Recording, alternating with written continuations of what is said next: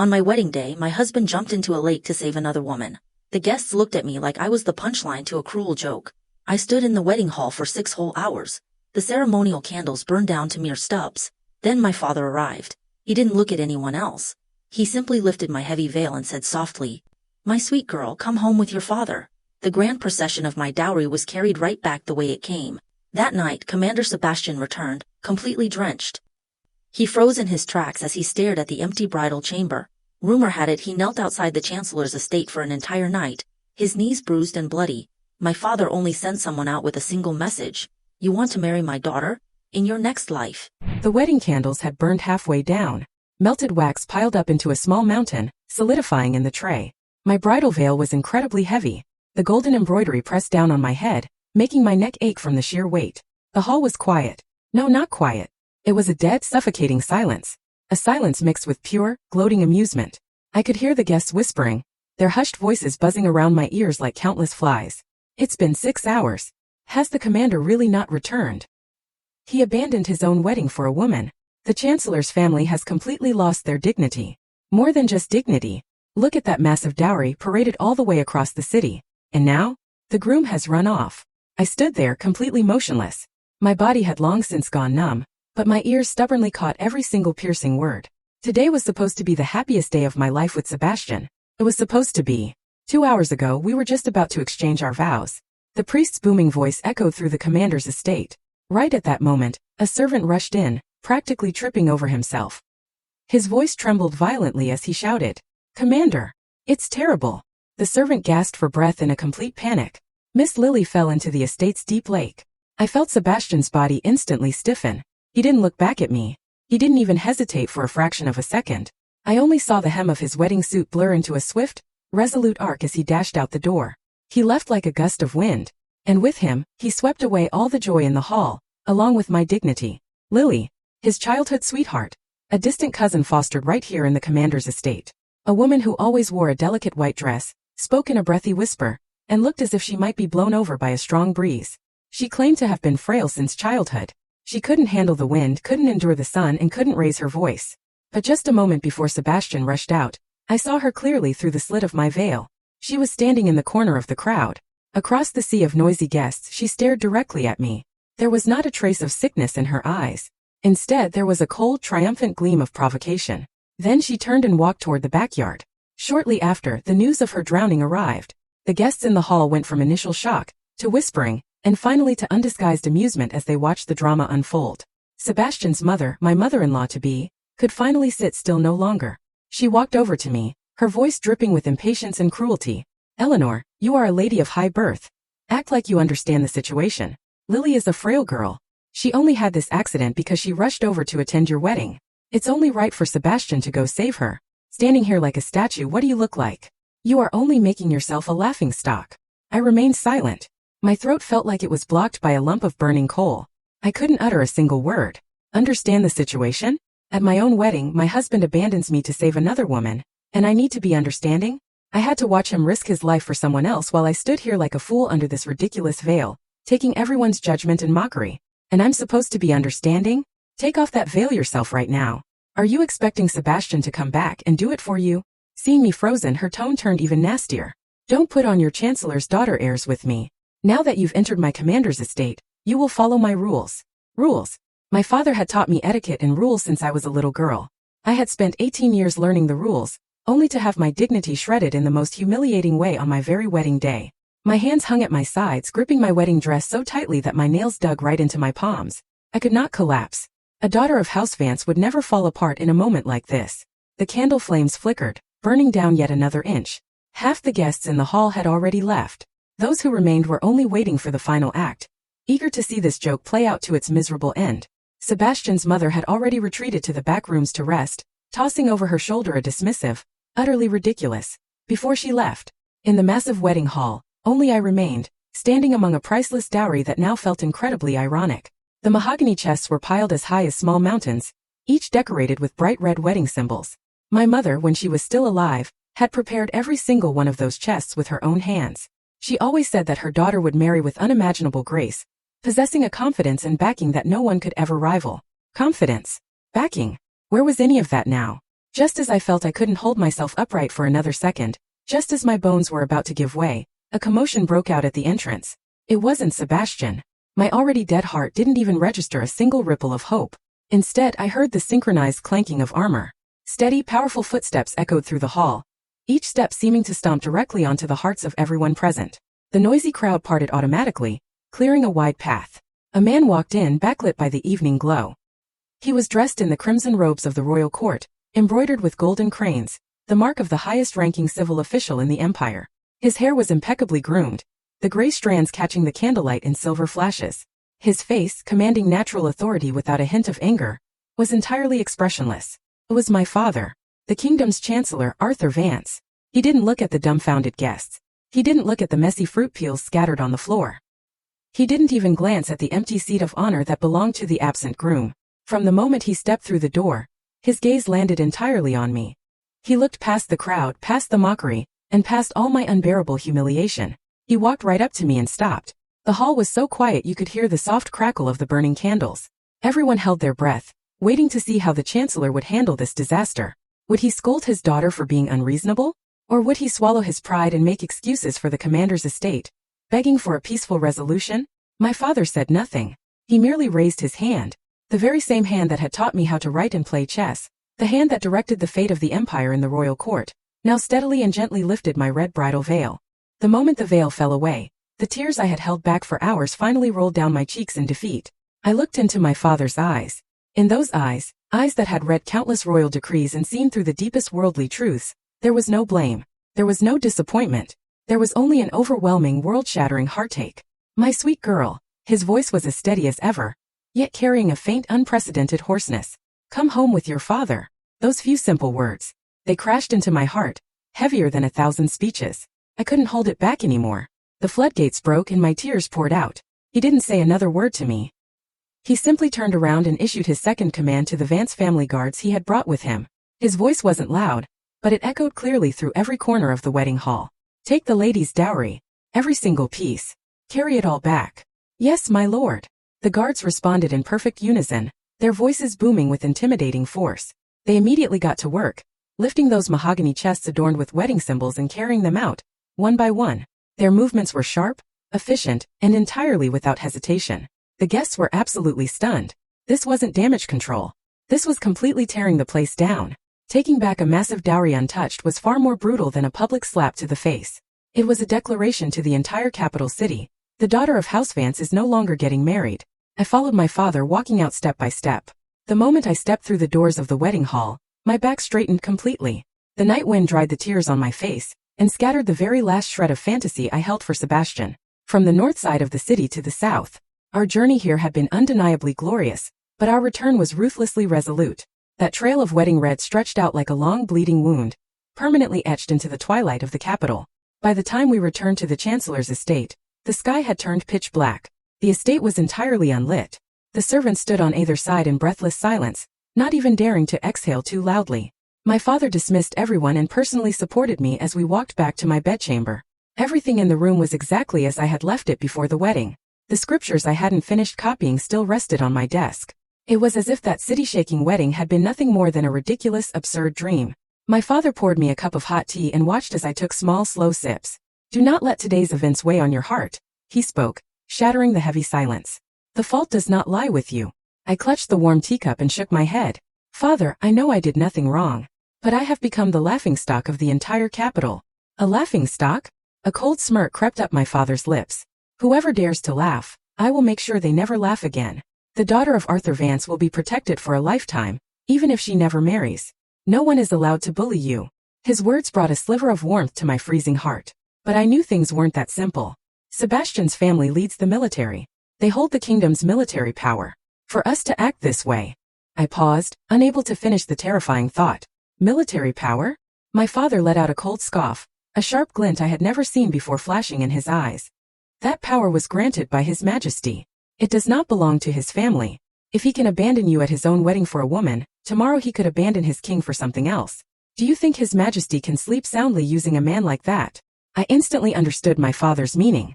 This was no longer just about the pride of two prominent families. It had become a chess piece. A piece that could be placed directly onto the grand political chessboard of the royal court.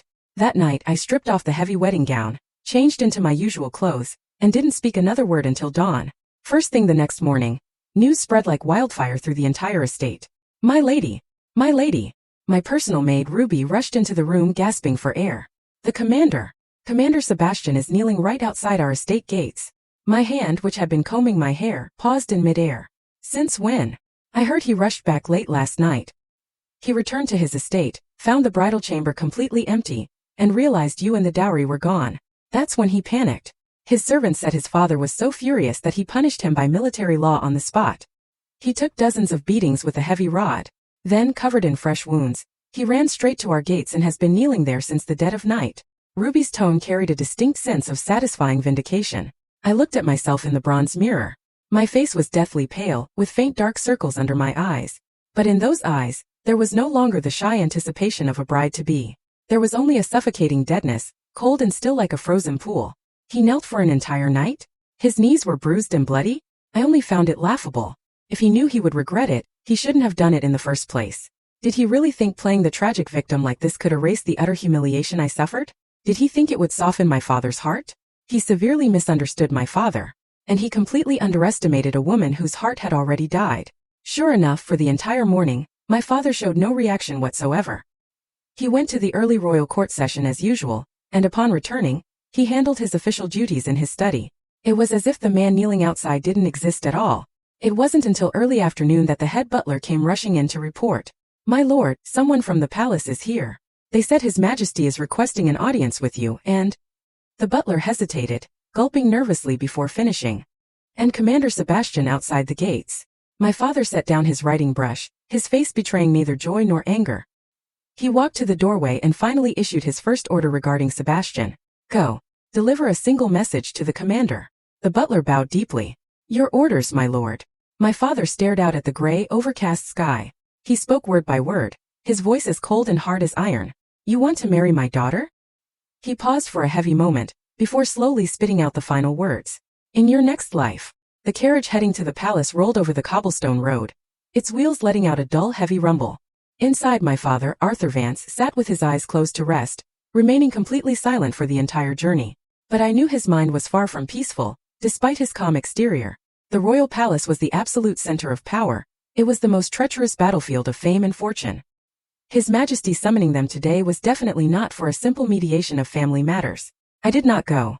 My father wouldn't allow it. He said that a daughter of House Vance, having suffered such a monumental injustice, had no reason to lower her head and walk into the palace just to be judged by others. If I were to go anywhere, it should only be after Sebastian paraded through the streets with a grand procession and begged for my hand all over again with the utmost formal etiquette. But he still carried that one message he had declared earlier. You want to marry my daughter? In your next life. Those words were the absolute stance of our Vance family. According to the news that leaked out later, the atmosphere in the royal study that day was cold enough to freeze water. His Majesty sat high upon his throne, looking down at the two officials kneeling before him. One was his most heavily relied upon Chancellor, the other was his most trusted battlefield commander. Yet at this moment, these two pillars of the kingdom had become sworn enemies, all because of a ruined wedding. Sebastian pressed his forehead firmly against the freezing floor tiles. His voice was hoarse, entirely consumed by remorse. Your Majesty, the fault is entirely mine. I had a moment of foolishness. I failed Eleanor, and I failed the Chancellor's trust. I am willing to accept any punishment. I only beg your Majesty and the Chancellor to give me one more chance to make amends for my sins. He groveled, taking every ounce of blame upon himself. It sounded as though he was finally taking responsibility, but this responsibility came far too late. From beginning to end, my father didn't even spare him a single glance from the corner of his eye. The king let out a heavy sigh, a trace of exhaustion coloring his voice. Sebastian, you were indeed a fool. How can the grand matter of marriage be treated like a child's game? You left the Chancellor's precious daughter waiting in the wedding hall for 6 hours. You turned her and the entire Chancellor's estate into the laughingstock of the capital. You handled this matter terribly. After reprimanding Sebastian, His Majesty turned to my father, his tone softening significantly. Arthur, I know you are furious. Your daughter is the apple of your eye. No one could endure seeing her suffer such humiliation. However, Sebastian has, after all, achieved glorious military merits for our kingdom. We still rely heavily on him for the peace of our northern borders. If your two families become bitter enemies over this, it will be detrimental to the stability of the royal court. It was a classic emperor's tactic. Deliver a harsh slap, offer a sweet reward to soothe the sting, and finally elevate the issue to a matter of national duty, forcing you into a corner where you had to back down. If it were anyone else, they might have simply taken the out and swallowed their pride. But my father was Arthur Vance. He lifted his head and looked directly at the king on the throne. His tone was neither humble nor arrogant. Your Majesty, this old subject has only one daughter. Since she was a child, I taught her to be reasonable, to be well-read, and to strictly follow the rules. I originally thought I had found her the perfect match, entrusting her to a reliable man. The cruel joke is that this man, on the most important day of her life, tossed her aside like a worthless rag for the sake of another woman. His voice was terrifyingly calm, yet every single word was a fatal strike to the heart. Your Majesty speaks of the court's stability being paramount. I dare ask Your Majesty, how can you trust a man who so easily betrays the sacred vows he made to his wedded wife? How can you believe he will keep his promises to his king and his country? Today, for his own selfish desires, he abandoned his bride at the altar. In the future, will he abandon the cities and citizens he is supposed to protect for something else? The moment those words were spoken, the air in the royal study completely froze. My father had brilliantly escalated Sebastian's personal moral failings into a direct questioning of his loyalty and competence as a military commander. This was no longer a family dispute. This was shaking the very foundation of the kingdom. Sebastian snapped his head up. His face was as pale as a sheet of paper. His lips trembled violently, but he couldn't utter a single syllable in his defense. Because what my father said was a lethal truth. It was flawless, undeniable logic. The king's expression also turned incredibly grim. He stared deeply at my father, the trusted right-hand man who had stood by his side for over 20 years. This was the first time Arthur Vance had ever been so unyielding, leaving absolutely no room for compromise. After a long, suffocating silence, His Majesty finally spoke slowly. Arthur, I understand your meaning. He didn't offer another word of mediation. He simply waved his hand, his face etched with pure exhaustion. Sebastian, you may leave. Go back and think long and hard about how you can earn the forgiveness of the Chancellor and Lady Eleanor. I will no longer involve myself in this matter. Sebastian, looking utterly devastated and completely devoid of his soul, had to be supported by the palace servants just to walk out. By the time my father returned from the palace, the sky was already turning dark. He recounted everything that happened in the royal study exactly as it occurred, without hiding a single detail from me. When he finished, he looked at me and asked with deep sincerity, Eleanor, I spoke heavy words before the king today. I completely severed any remaining possibility between you and Sebastian. Do you? He paused, searching my face with heavy concern. Do you blame your father? I shook my head and reached out to refill his cup with hot tea. Father, you did the right thing. I thought it through. Marriage is not a woman's only path in life. Since this path leads to a dead end, I simply won't walk it. My voice was soft, but it carried an unshakable resolve. From this day forward, I only want to stay by your side and share your burdens. At that very moment, I saw the edges of my father's eyes turn red. Ever since that confrontation in the royal palace, the broken engagement between the Chancellor's estate and the Commander's estate had become an absolute taboo topic in the capital. Everyone knew that the Chancellor was truly furious, not even giving face to His Majesty. The Commander's family, fully aware of their own guilt, kept their doors tightly shut and never sent anyone else to our estate. From that day on, Sebastian completely vanished from the public eye. Rumor had it that his father had placed him under strict house arrest, forcing him to reflect on his sins day in and day out. The cobblestone pavement outside our gates finally returned to its usual peace and quiet. My life too seemed to get back on track. Every morning, I would join my father for breakfast before heading to his study. I helped him grind his ink and organize the mountainous piles of royal memorials and official documents. I read quickly and learned even faster. My father never hid his political affairs from me. In fact, he would intentionally offer me guidance and pointers. It was as if he was truly grooming me as an heir to his legacy, rather than just a daughter to be kept hidden away in her chambers. These days were peaceful and fulfilling. They made me almost forget the man named Sebastian, and that absolute nightmare of a wedding. However, beneath a calm surface, there are always dark currents surging. One afternoon, I was organizing the inventory list of my former dowry. Those items which had once held all my beautiful fantasies, were now nothing more than cold, lifeless numbers in a ledger. Ruby walked in from outside, her expression looking incredibly strange. My lady outside. Ruby hesitated, looking down nervously. There are some rumors spreading about you outside.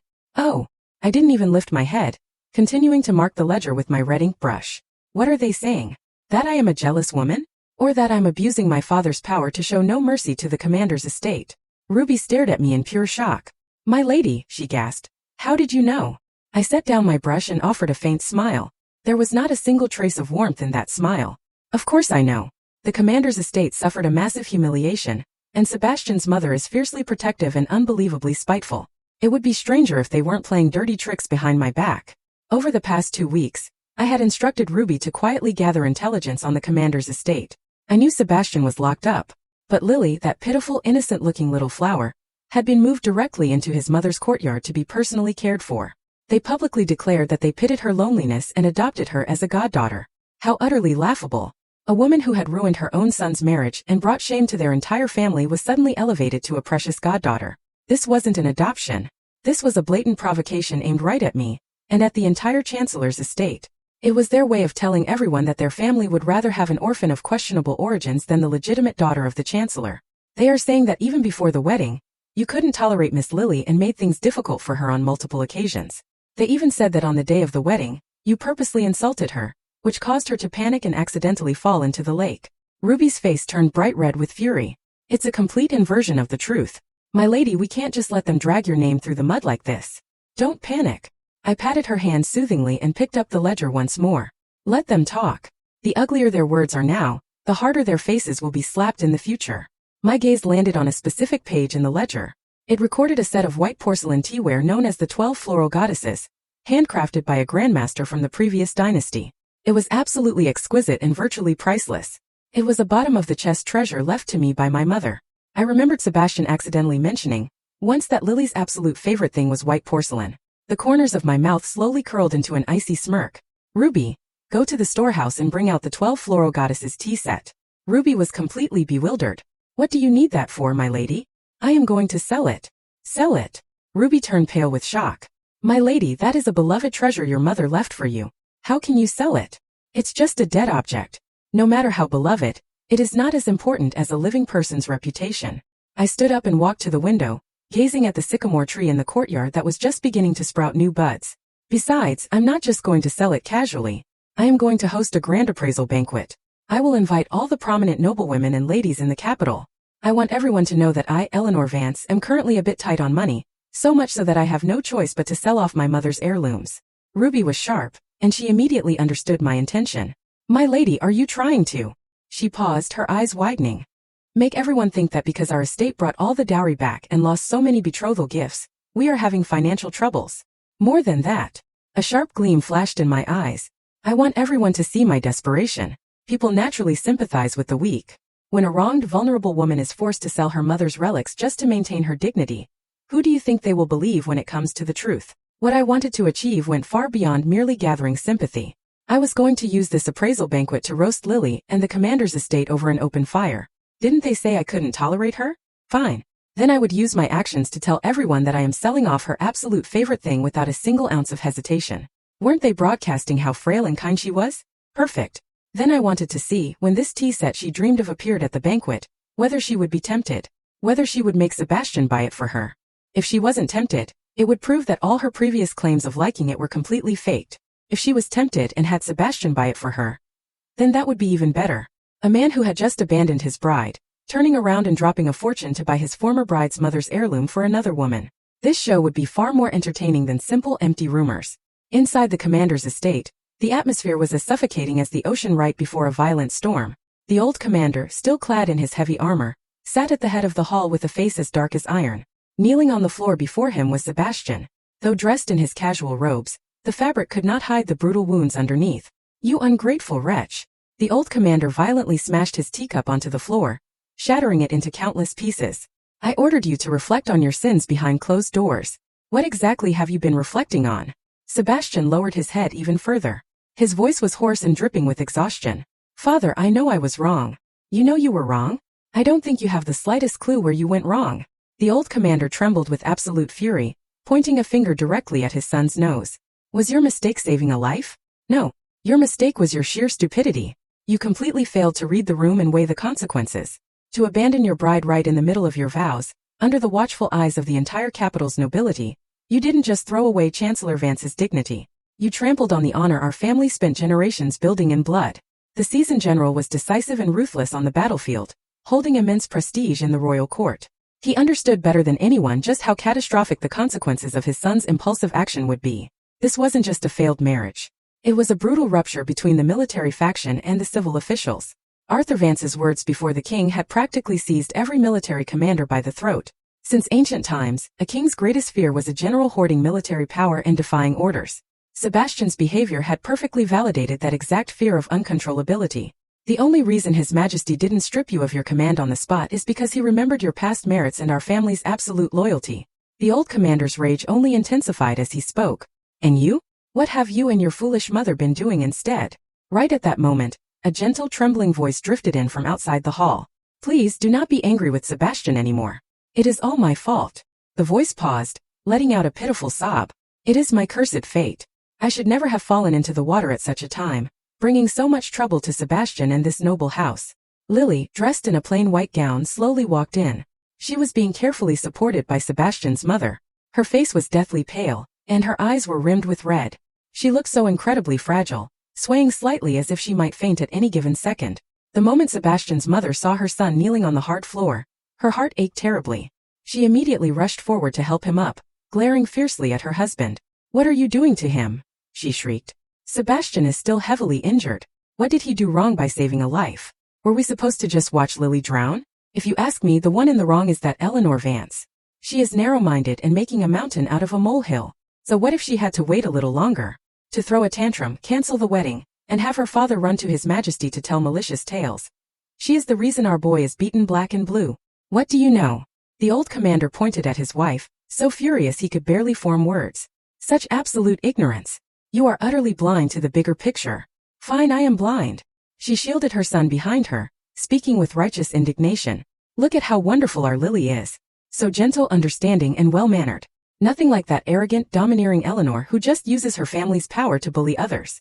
Sebastian, listen to your mother. You are better off without a woman like that. Once this storm passes, I will make the arrangements for you to marry Lily instead. Mother, please stop talking. Sebastian hastily interrupted her, his face turning an even uglier shade. Standing off to the side, Lily heard every word. A brief flash of secret delight darted across her eyes, but it was instantly concealed by a thick layer of profound sorrow and guilt. She weakly collapsed onto her knees, tears streaming down her face like pearls from a broken string. Please, both of you, I beg you not to fight over me, Lily cried out. I am a cursed omen. I only bring disaster to those around me.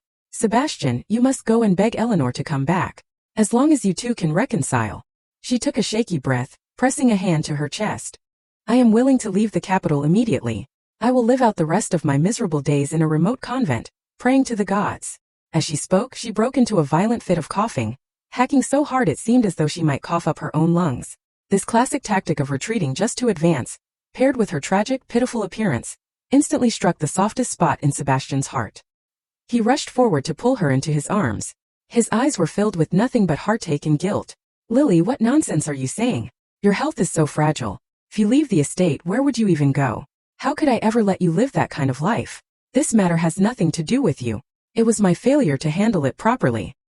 He looked down at the delicate woman in his arms, then glanced at his aggressively protective mother and his violently enraged father. He felt completely drained both physically and mentally. He knew he had wronged Eleanor, but seeing Lily in this state, he simply couldn't harden his heart. He felt trapped in the middle, crushed by inescapable responsibilities on both sides. Watching this ridiculous scene unfold, the old commander felt as though a mouthful of bitter blood was blocked right in his chest. He finally understood the truth. His son was entirely under the absolute control of this woman named Lily. He slumped back into his chair in utter defeat. He closed his eyes, finding even a single glance at them completely sickening. Enough. I am done. He waved his hand dismissively in the air. I wash my hands of this. Clean up your own mess. But do not forget, Arthur Vance is not a man to be trifled with, and his daughter is no pushover either. The poisonous seeds you have planted today will inevitably bear fruit that you will not be able to stomach. With that final warning, he stood up, flicked his sleeves angrily, and stormed out, leaving behind a room full of absolute absurdity and chaos. Sebastian's mother watched her husband leave and let out a disdainful scoff. She turned back, taking Lily's hand and comforting her in a sickeningly sweet voice. Don't be afraid, my sweet child. As long as I am here, no one will dare bully you. That Eleanor Vance is just putting on a grand show right now. I want to see exactly how a woman who was publicly dumped by her husband's family will ever find a foothold in the capital again. The news that the Chancellor's estate was hosting an appraisal banquet was like a heavy stone thrown into the already restless circle of noblewomen in the capital, stirring up 1,000 rippling waves. The invitations were exquisitely crafted. On pale blue parchment, elegant flowing cursive words read, "Appreciating treasures in tea, finding fate in old relics," signed simply with the name Eleanor Vance. There were no superfluous pleasantries, nor any exaggerated embellishments. Yet, it radiated an indescribable sense of distant, untouchable nobility. These invitations were only sent to the female family members of the highest-ranking officials, as well as a few of the most illustrious royal merchant families. Every single person who received an invitation was an absolute heavyweight in the capital's high society. Instantly, rumors flew wildly, and speculations ran rampant. Did you hear? The daughter of the Chancellor's estate is selling off her own dowry. More than just her dowry. I heard she is even bringing out the precious antiques left by her late mother to sell. But why? The voice gasped in shock. The Chancellor's family has immense wealth and properties. How could they fall to such a state? You haven't heard? On the day the Commander's estate ruined the wedding, the Chancellor was so furious that he not only ordered the massive dowry carried right back, but he also returned every single betrothal gift the Commander's family had sent. Those betrothal gifts included a vast amount of pure gold, silver, and the deeds to numerous estates. After all that tossing about, the Chancellor's estate certainly won back its pride, but their flowing cash must have become incredibly tight. Sigh. At the end of the day, it is Lady Eleanor who is truly pitiful.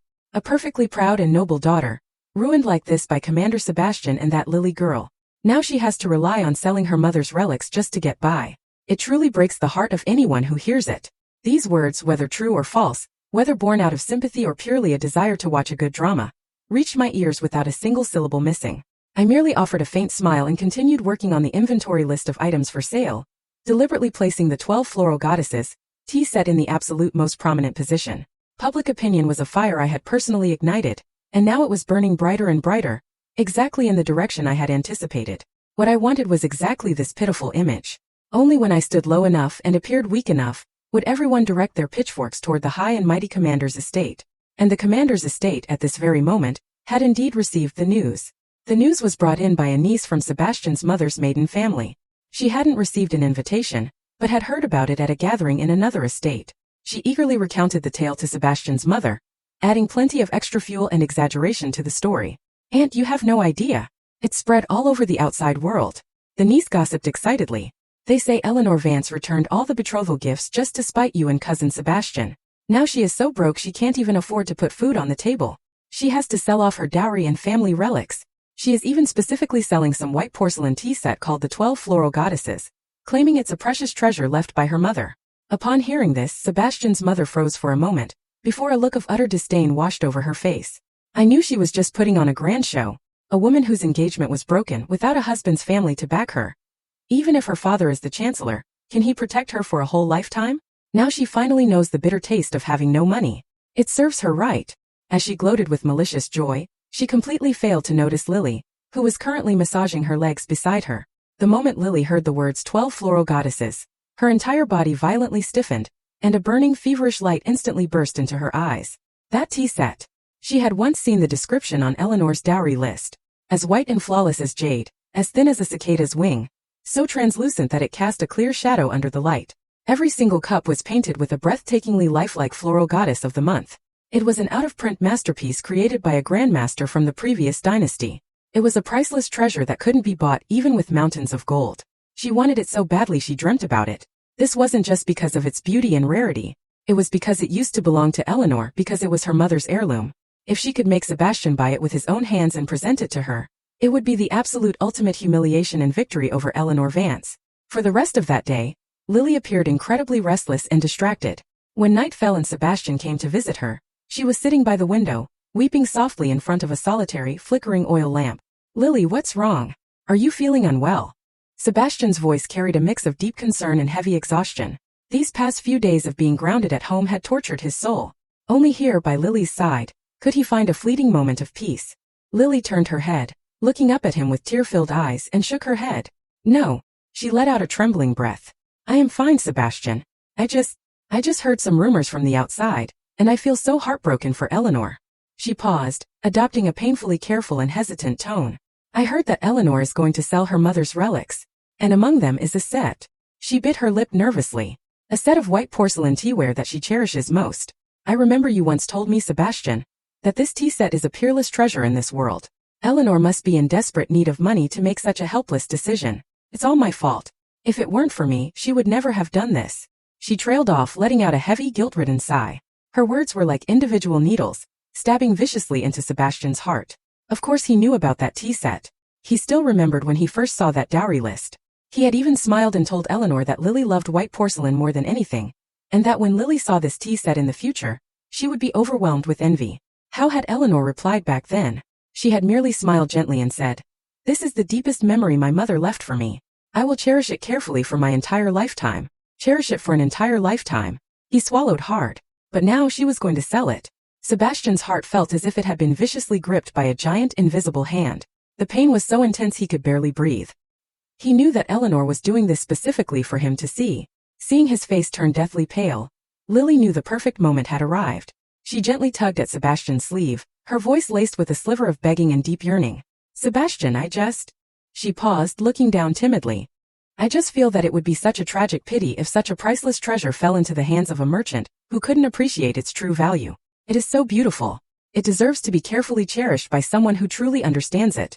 She didn't say it outright, but every single word was a heavy hint. Sebastian looked at her face, which was written all over with desperate desire. A massive war raged within his mind. He knew this was a trap set by Eleanor. A trap to force him to make a choice once again, right in front of the entire capital. To go would be to invite his own humiliation. Not to go would mean he couldn't face Lily's tearful, begging eyes. Finally, as if making a monumental resolution, he closed his exhausted eyes and gave a slow nod. "I understand. On the day of the appraisal banquet, I will go." The appraisal banquet was held in the West Floral Hall of the Chancellor's estate. It wasn't as grand as the main hall, which had hosted countless grand banquets, but it possessed a unique, refined elegance because it bordered an exquisite, classical garden. The hall was furnished with several pieces of antique furniture. A delicate, refreshing ambergris incense burned quietly in all four corners. There was not a single trace of vulgar extravagance. Instead, it radiated the pure nobility and profound heritage of a family of scholars. I wore a plain moon-white gown. My hair was adorned with only a single white magnolia jade hairpin. I wore no makeup at all, yet this absolute simplicity only made my skin look as flawless as snow and my features as picturesque as a painting. I did not sit in the seat of honor. Instead, like an ordinary hostess, I glided through the hall, personally serving freshly brewed silver needle tea to the noblewomen and ladies I knew well.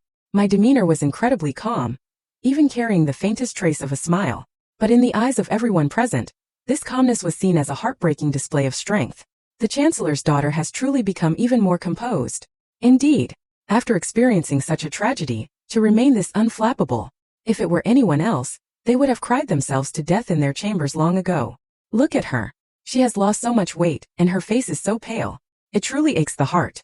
Commander Sebastian is absolutely blind. I listened to these hushed murmurs without a single ripple of emotion in my heart. I walked to the center of the hall, where top-grade rosewood display stands were arranged in an aesthetically pleasing staggered pattern, showcasing the items for sale today. There were famous calligraphy scrolls and paintings from the previous dynasty, a massive solid jade sculpture bestowed by the previous king, and several pieces of exquisite jewelry meticulously collected by my mother. Every single piece was incredibly valuable, and every single piece drew waves of gasping admiration. But everyone's gaze was ultimately drawn to the tea set right in the very center. It was placed separately on a tray lined with black velvet. 12 small, exquisite white porcelain cups surrounded a teapot as smooth and lustrous as jade, looking like stars orbiting the moon. Under the afternoon sun, the porcelain cups were so thin they were almost transparent. The painted floral goddesses on them featured elegant colors and incredibly lifelike expressions, looking as if they might ride the wind and fly away at any given moment. Good heavens, are these the legendary 12 floral goddesses cups? They truly are a peerless treasure. Such a priceless artifact. Is Lady Eleanor truly willing to sell it? I walked up to the tray and gently stroked the cold porcelain of a cup. My voice wasn't loud, but it was clear enough for everyone in the hall to hear. When my mother was alive, she often said that the true beauty of objects lies in their circulation. If I can find them a new owner who truly understands how to appreciate and cherish them, it would fulfill their destined purpose. I invited all you noble ladies here today simply to seek a new destiny for these old relics. My words were beautifully spoken, and my posture was absolutely flawless. I preserved the dignity of a noble house while simultaneously confirming the rumors of my tight finances. The noblewomen present nodded in agreement, their eyes filling with even more admiration and sympathy. Just as the atmosphere in the floral hall reached a delicate harmony, a servant at the door suddenly made a loud announcement, his voice carrying an almost imperceptible tremble. Commander Sebastian of the Commander's estate has arrived. In an instant, all the noise and whispering in the floral hall were immediately muted, as if someone had hit the pause button. Everyone's gaze shot directly toward the entrance. Sebastian stood there, dressed in a dark, casual tunic. His posture was tall and straight, yet he couldn't hide the heavy exhaustion and haggardness covering his entire body. He hadn't brought a single attendant. He stood there completely alone, looking entirely out of place amidst this room full of luxurious silk and delicate fragrance. His gaze bypassed all the shocked faces and landed directly on me. His eyes were complicated to the extreme. There was guilt, there was pain, there was struggle, and there was a sliver of begging that he hadn't even realized himself. I met his gaze head-on without flinching. My heart was as calm as a pool of dead, stagnant water. After a brief, suffocating silence, the guests began covering their mouths with their fans, erupting into an even more intense wave of furious whispering. Why is he here? He actually has the nerve to show his face. Look at the state of him. He must be here to beg Lady Eleanor for forgiveness, right? Beg for forgiveness? Where does he think he is? This is the Chancellor's estate. If he dares to cause trouble today, the Chancellor will probably break his legs on the spot. Amidst the sea of whispers, I slowly walked forward. Stopping 3 steps away from him, I bent my knees slightly, performing a standard flawless curtsy. My voice was incredibly flat, sounding as if I were speaking to a complete stranger I had never met before. To what do I owe the honor of Commander Sebastian's visit? Sebastian's Adam's apple bobbed. It seemed as though 1,000 words were choked up in his throat, but he couldn't force out a single syllable. I didn't wait for his answer. I simply turned to the butler beside me and ordered. A visitor is a guest. Since he is a guest, there is no reason to drive him out. Go, bring the commander a chair, and serve him a cup of tea. My words stunned everyone in the room. My father's butler, Uncle Thomas, frowned deeply and tried to advise me in a low voice. My lady, are you certain? I raised a hand to cut him off and repeated my order. Only this time my tone carried an undeniable air of absolute authority. Uncle Thomas, go. The Chancellor's estate is opening its doors for business today. We do not have a rule of turning away paying guests. Business. Paying guest. These words were like 2 echoing slaps, striking viciously across Sebastian's face. His complexion instantly turned whiter than paper. Uncle Thomas looked at my unwavering expression, then glanced at the deathly pale Sebastian at the door. He finally let out a heavy sigh and waved for a servant to bring a chair, placing it in the very last, lowest-ranking position in the hall. Sebastian walked over stiffly. Under the watchful eyes of everyone present, he sat down in that seat, a seat that represented utter humiliation. He looked like a late, uninvited, and entirely unwelcome guest. He sat there completely isolated, enduring the slow execution of the entire room's gazes filled with pity, disdain, and undisguised amusement. I knew that my very first chess piece had just been firmly and flawlessly played. Sebastian's arrival, like a massive boulder thrown into a lake, certainly stirred up giant waves, but it did not disrupt my established rhythm in the slightest. I didn't spare him another glance, treating him as nothing more than an insignificant piece of the background. I continued to smile and chat with the guests, introducing the origins and history of every single item. Every movement and gesture I made radiated the absolute grace and poise of a true noble daughter. My calm composure formed a striking, brutal contrast to Sebastian's miserable awkwardness. Everyone present was incredibly shrewd. Who couldn't see the underlying dynamic at play? By unspoken agreement, the guests treated Sebastian like thin air, and the atmosphere in the hall became even livelier than before. Soon it was time for the most important segment of the banquet. I personally walked over to the 12 floral goddesses tea set and signaled for my maid to display it to the crowd. Ruby carefully picked up one of the cups painted with winter plum blossoms and held it up to the light. The lustrous white porcelain instantly became entirely translucent. The delicately painted floral goddess, with her flowing robes and the floating plum branches, was so vividly clear she looked as if she might step right out of the cup. Such breathtaking artistry! The plum blossoms look so lifelike, as if their fragrance is floating right off the porcelain. It is an absolute masterpiece. A noblewoman well-versed in antiques couldn't help but exclaim. I offered a soft, shallow smile and spoke. When my mother was alive, she loved plum blossoms the most, and this was her favorite cup. She always said that a woman should be like the winter plum blossom, unafraid of the bitter cold, standing proudly on the branch, retaining her pure fragrance. My voice was clear and cool, carrying a faint trace of nostalgic sorrow. It is a pity that such a treasure must now seek a new master. This tea set, consisting of 12 cups and 1 teapot, will not be sold separately. The starting price is 5,000 pieces of silver. 5,000! The moment that price was announced, the entire hall gasped in shock. That was roughly equivalent to the entire life savings of a mid-sized, wealthy merchant. Although the tea set was undoubtedly a peerless treasure, such an exorbitant price was enough to make the vast majority of people back away in defeat. But that was exactly the price I wanted. I didn't want it bought by some unknown wealthy businessman. I wanted the price so astronomically high that only a tiny handful of people could possibly afford it. for example, royalty with the national treasury behind them, or a grand merchant with wealth rivaling a small country, or perhaps a newly rewarded commander who had just won a major war. For a long moment, no one in the floral hall placed a bid. Everyone's gaze, whether intentional or not, drifted toward Sebastian sitting isolated in the corner. It had become a tense, silent standoff. Everyone wanted to see if this general, who had abandoned his bride for a female companion, would throw away a massive fortune for that same woman once again. Sebastian's face had turned unspeakably grim. He sat there, his back completely rigid, his hands clenched so tightly into fists that the veins bulged violently on the backs of his hands. He could feel the countless gazes piercing into his skin like sharp knives. He knew that the moment he opened his mouth today, his reputation as a ruthless, ungrateful scoundrel who ruined his wife for a mistress would be permanently sealed. He would become the biggest laughingstock in the entire capital. But before he came, Lily's tear-stained face had flashed in his mind. Her voice echoed in his ears, begging, "Sebastian, I only ask for this one memento." It was an image he couldn't shake. He was trapped in an unprecedented, agonizing dilemma. Time ticked by second. Just as the crowd thought this dramatic scene would end in an awkward silence with no buyers, Sebastian finally stood up. He spoke with a harsh, raspy voice, sounding as if it took every ounce of strength in his body. "I bid 6,000 pieces of silver." The instant those words hit the floor, the entire floral hall became so dead silent you could hear a pin drop. Immediately after, a wave of uncontrollable sharp gasps echoed through the room. He actually bought it. He actually bought Eleanor's mother's heirloom, right to her face, just to give it to another woman. I looked at him, the polite, standard smile still resting perfectly on my face. But deep in my eyes, there was nothing but an abyss of freezing ice. "Commander Sebastian, what an incredibly grand display of wealth." I spoke slowly, my voice as clear and crisp as striking jade.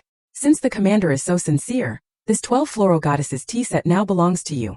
I signaled for Ruby to carefully pack the tea set into its padded box. Sebastian pulled out a thick stack of high-value banknotes from his tunic and handed them over.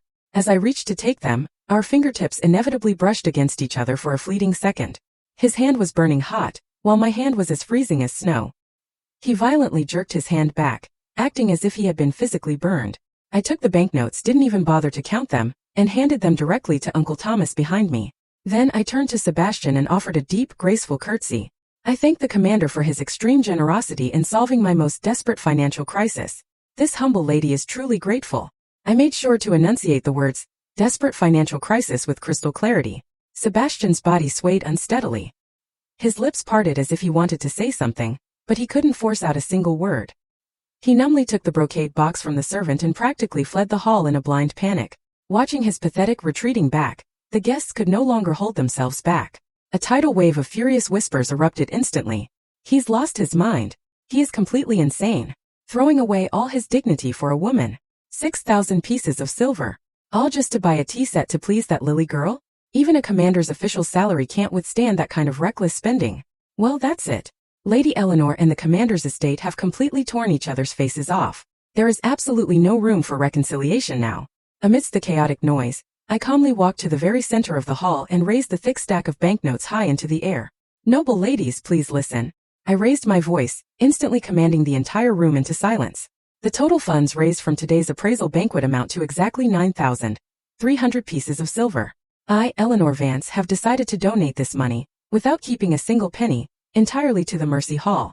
It will be used to support the widows, orphans, and families of the brave soldiers who sacrificed their lives in the Northern Border War. My words struck the floral hall like a deafening thunderclap.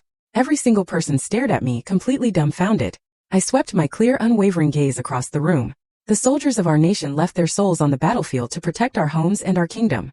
As citizens, we are only able to enjoy this peace because they carried the heavy burden for us. Though I am but a mere woman, I wish to do whatever small part one can for the families of these fallen heroes. With that, I solemnly handed the entire stack of banknotes over to the managing official of the capital's Mercy Hall, a highly respected female official sent directly by the Grand Princess herself. The official grasped my hands with overwhelming emotion, thanking me profusely. "Lady Eleanor, your heart is truly benevolent. On behalf of all the orphans and widows, I thank you for your monumental grace."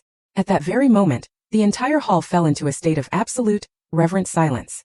All the previous sympathy regarding my tight finances and forced selling of heirlooms was instantly elevated into a towering, insurmountable mountain of pure awe and respect. I used Sebastian's 6,000 pieces of silver to buy myself a flawless, illustrious reputation across the entire capital. And he had used his 6,000 to buy an eternal, unshakable infamy that he would never be able to wash clean. This battle I had won. And I won it with absolute ruthless perfection. It was late at night when Sebastian returned to the commander's estate. The brocade box in his hands felt as if it weighed 1,000 pounds, crushing him so heavily that every single step was an agonizing struggle. When the servants in the estate saw him, they acted as if they had seen a ghost. They immediately lowered their heads and avoided him from afar. He could feel the fear, disdain, and gloating amusement hidden within their gazes. He had become the sinner of the commander's estate.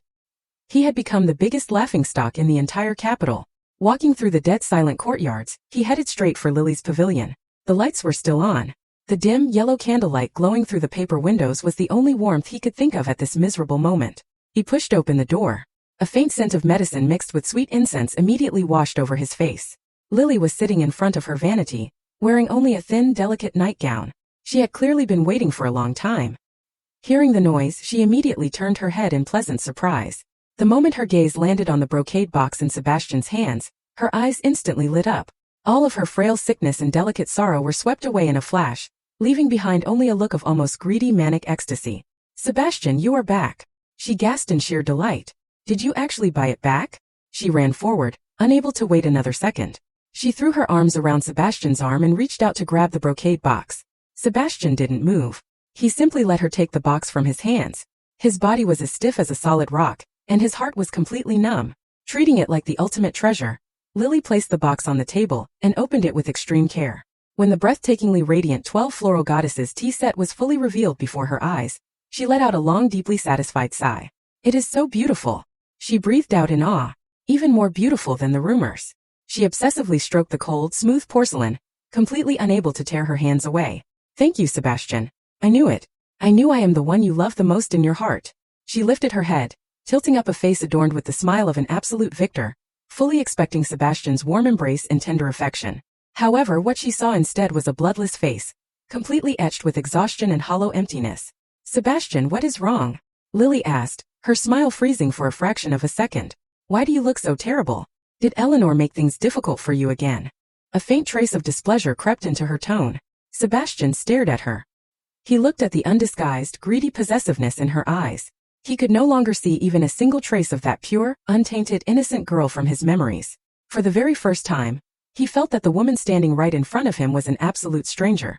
Slowly, word by agonizing word, he told her exactly what had happened at the appraisal banquet. He told her how he had to sit down under a tidal wave of disdainful glares. He told her how he had gritted his teeth and shouted out the astronomical price of 6,000 pieces of silver. And finally, he told her how Eleanor, right in front of the entire capital's nobility, had donated every single penny of his money, along with all the other funds, directly to the Mercy Hall to support the families of fallen soldiers. As he spoke, the joy on Lily's face drained away bit by bit. It was replaced first by pure shock, then by absolute disbelief, and finally by uncontrollable burning rage. The moment Sebastian spoke his final word, she viciously slammed the porcelain cup in her hand down onto the wooden table with a sharp, echoing crack. "How dare she? How could she do this?" Lily shrieked, her voice so sharp and piercing it hurt the ears. The gentle fragility of the past was completely gone. "She is humiliating me. She used the money you spent on me to play the saint, buying herself a beautiful reputation while playing the two of us like absolute fools. Sebastian, how could you just let her do that? You should have stood up and stopped her right then and there." Sebastian stared at her in total disbelief. He thought he would receive some comfort or at the very least a tiny shred of understanding. But what he got instead was a vicious, face-splitting scolding. "Stop her? With what right was I supposed to stop her?" Sebastian's voice was as harsh as sandpaper. Those were her belongings. The money she earned from selling them was hers to do with as she pleased. No one had the right to intervene. "Do you think the humiliation I suffered today wasn't enough? Right in front of the most powerful nobles in the capital, I was played like a pathetic fool in the palm of her hand. And the only thing you care about is this tea set? The only thing you care about is your own face." This was the very first time he had ever spoken such heavy, harsh words to Lily. Lily froze. She never expected that Sebastian, a man who had always obeyed her every whim, would ever speak to her in such a tone. A wave of grievance and furious anger instantly rushed to her head, and her tears began falling like cheap rain. "I didn't mean it like that," she stammered, her voice breaking. "I just felt so incredibly wronged," she cried out, weakly pounding her fists against Sebastian's chest. "I have suffered so much grievance for you. I have borne so much infamy and hatred. I only wanted a single gift from you, just to prove that I hold a place in your heart. Is that so wrong? It is Eleanor who is far too vicious. She simply cannot stand to see us happy." Listening to this utterly twisted, reality-reversing sobbing, the very last drop of warmth in Sebastian's heart completely froze over. He suddenly felt incredibly tired. An unprecedented, bone-deep exhaustion seeped out from his very marrow. He looked at the woman crying beautifully before him, and then he thought of the Eleanor he had seen in the floral hall, the Eleanor who was perfectly composed, unwavering, and possessed a gaze as cool and clear as ice. One had dragged him down into a filthy mud pit, making him suffer the ultimate humiliation. The other had used his own money to pave a golden road to the clouds for herself, winning the thundering applause of the entire room. What on earth had he done all of this for? Why had he walked himself right into this dead end? Right at that moment, the door was violently pushed open with a loud bang. The old commander's most trusted aide, the head butler Ford, stood in the doorway with an absolutely expressionless face. "Young master," Ford's voice contained not a single trace of warmth. "The old commander orders you to go to the ancestral hall immediately. He has questions to ask you." In stark contrast to the miserable gloom of the commander's estate, the night at the Chancellor's estate was tranquil and serene. Inside the study, the candlelight burned brightly. My father and I sat across from each other playing a game of chess. On the board, the black and white pieces were locked in a fierce, strangling battle. The white pieces I commanded appeared heavily surrounded by the black ones, teetering on the edge of total defeat.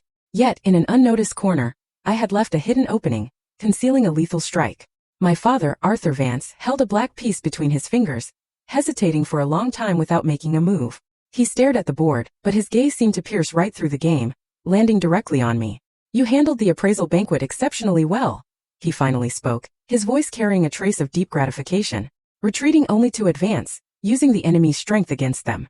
You used Sebastian's own silver to buy yourself a flawless reputation of benevolence and righteousness.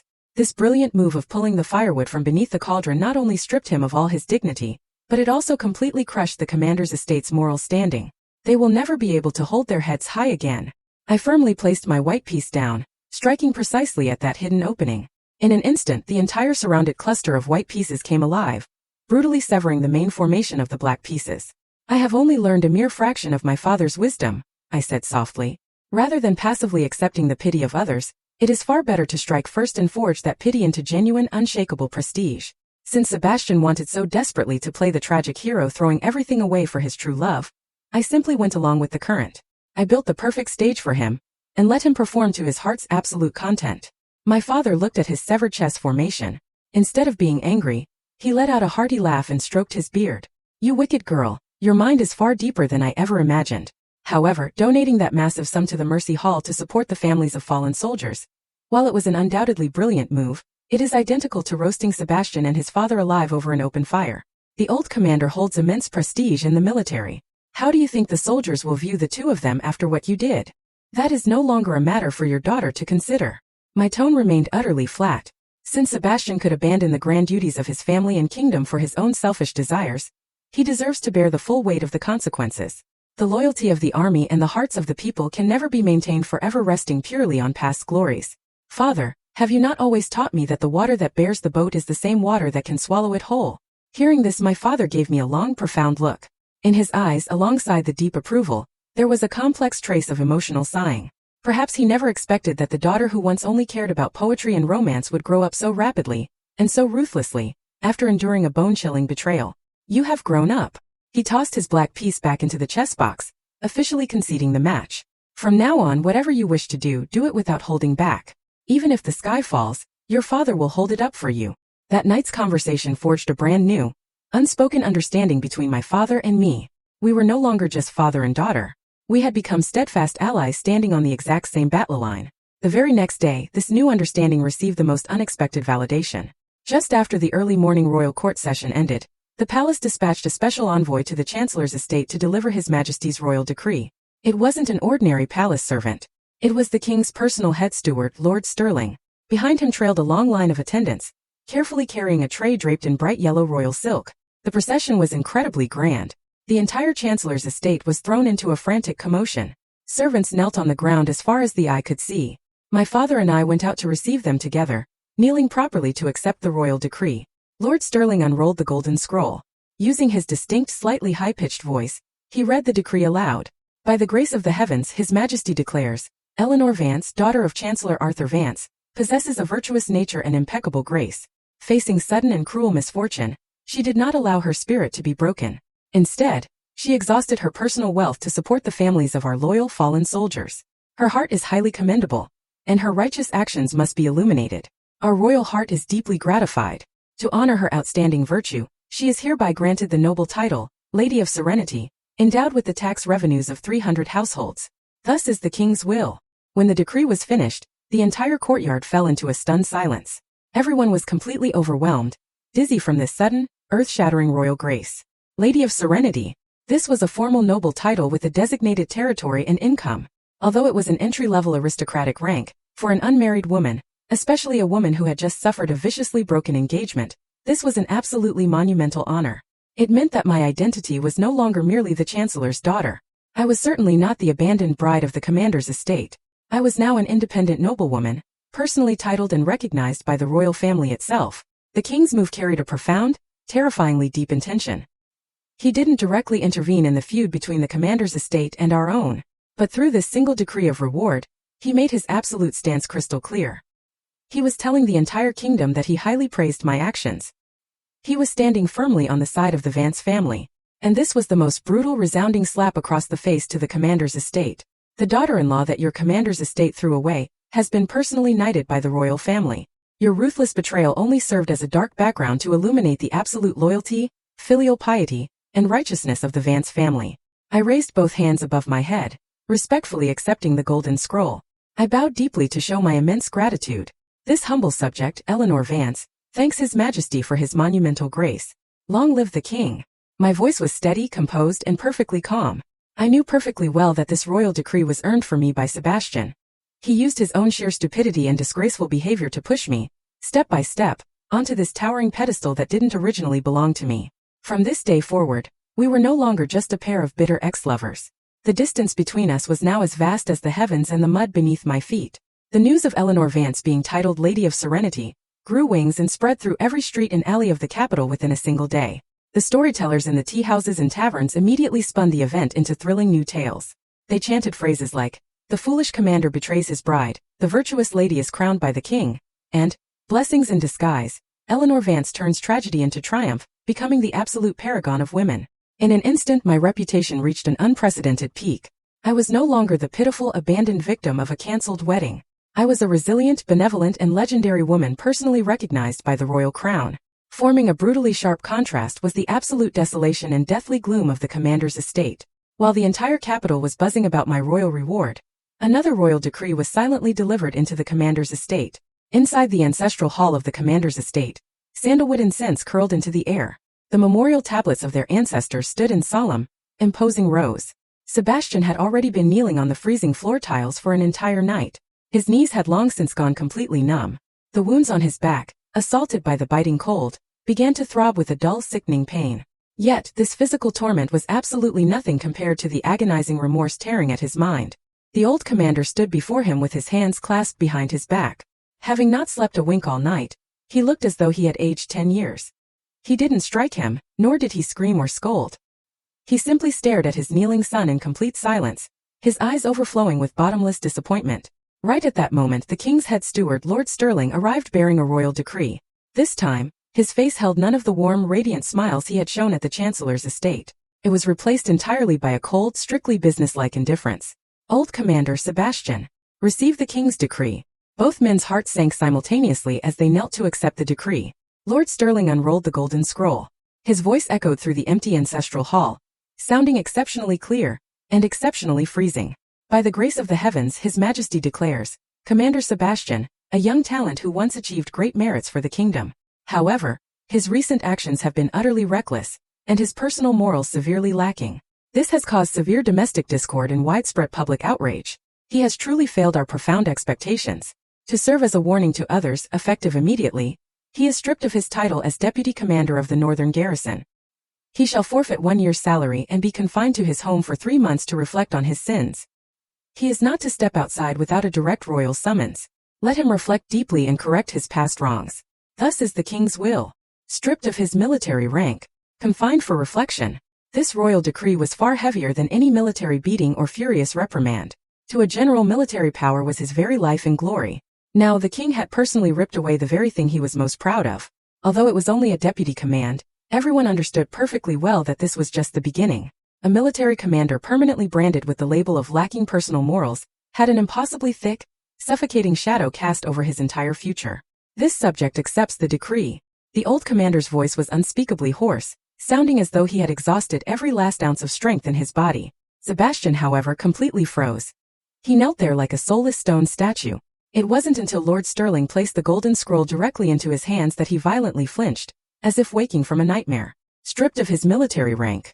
Those words were like vicious daggers, stabbing brutally right into his heart.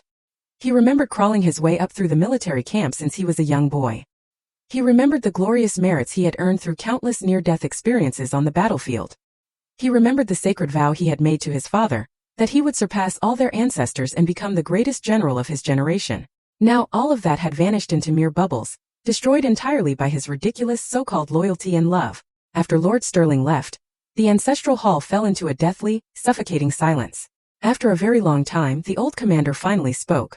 His voice carried absolutely no emotion. The royal decree. Did you hear it clearly? Sebastian took a trembling breath. Yes, father. His voice was so weak it was almost inaudible. From this day forward, you are no longer the deputy commander of the northern garrison. You are nothing more than a commoner sitting idle at home. Do you understand exactly what that means? Sebastian didn't answer.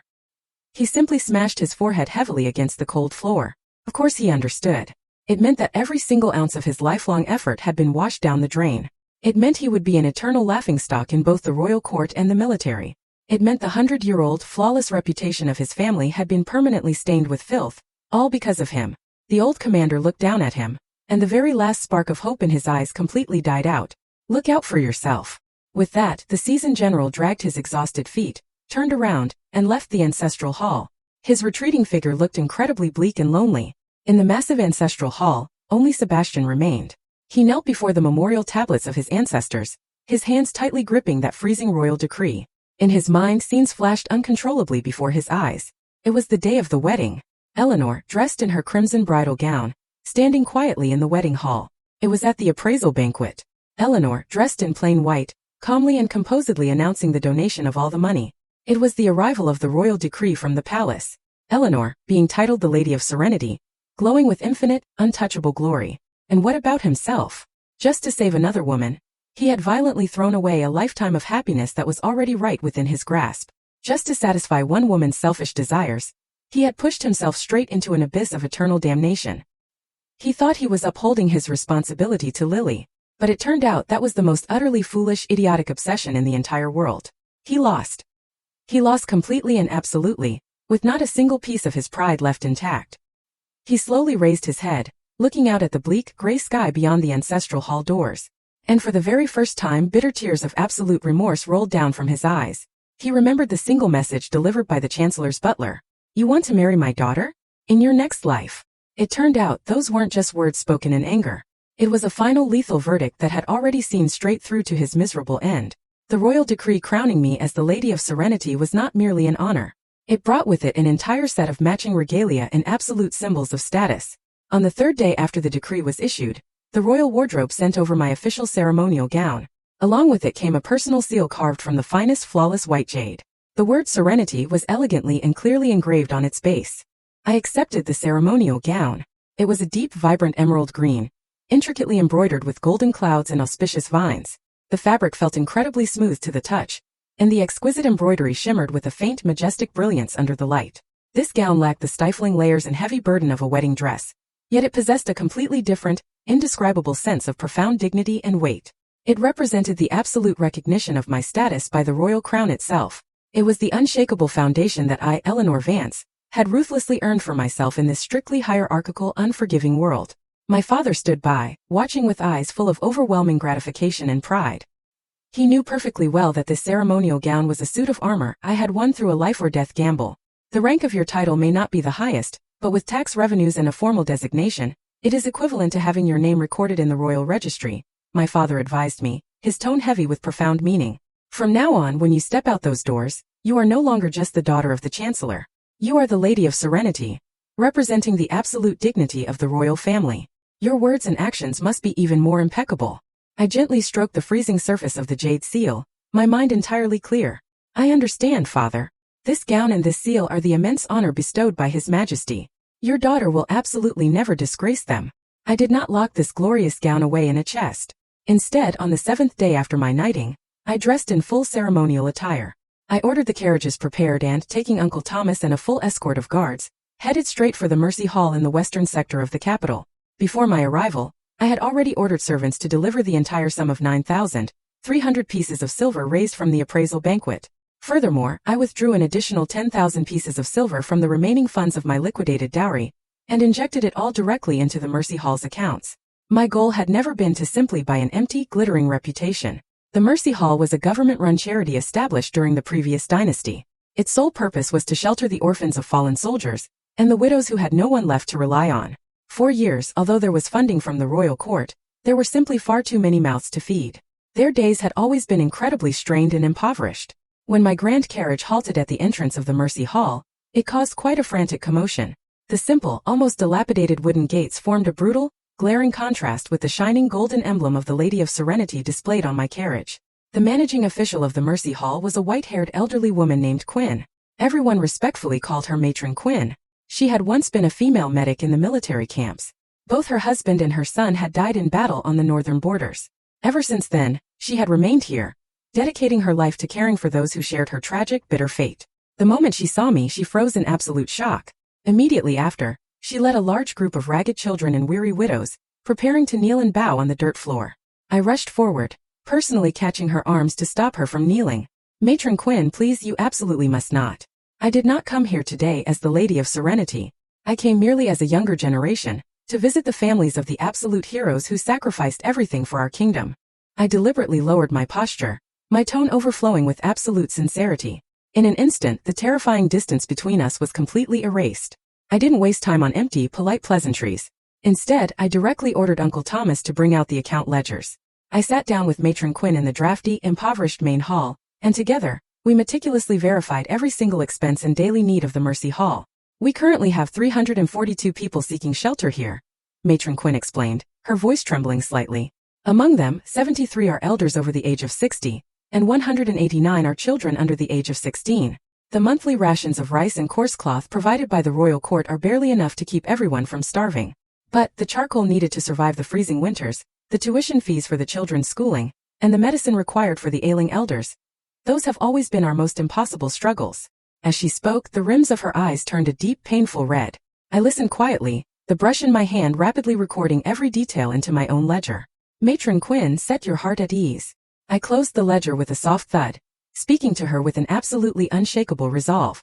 From this day forward, all the charcoal needed for winter, every single medical expense, and all the ink, paper, and brushes for the school-aged children, my Lady of Serenity estate will shoulder it all entirely. I wasn't just dumping money and walking away. I intended to directly manage its distribution. I was going to ensure that every single copper coin was used truly and effectively on the people who desperately needed it to survive. Furthermore, I will hire the best physicians in the capital to hold a free medical clinic here twice a month. The idle carriages from my estate will be dispatched every morning to transport the children to their academies in the city. And with the new year fast approaching, I will have the seamstresses in my estate tailor a brand new set of warm winter clothes for every single person here. My words left every single person in the drafty hall completely and utterly stunned. They never in their wildest dreams imagined that an overly pampered noblewoman, raised deep within her luxurious chambers, could plan things so comprehensively and with such meticulous life-saving detail. Matron Quinn trembled violently with overwhelming emotion. Her lips quivered, but she couldn't force out a single coherent sentence. Finally, she gathered all the widows and children behind her, and together they bowed to me, a slow, impossibly deep and profound bow. That bow carried a weight far heavier than 1,000 people kneeling on the ground. I accepted it with calm grace. I knew perfectly well that from this exact moment onward, my life was permanently intertwined with these 300 souls. They would become my most impenetrable shield, and my most undeniable, untouchable legacy. Meanwhile, miles away inside the dark ancestral hall of the commander's estate, Sebastian was still kneeling.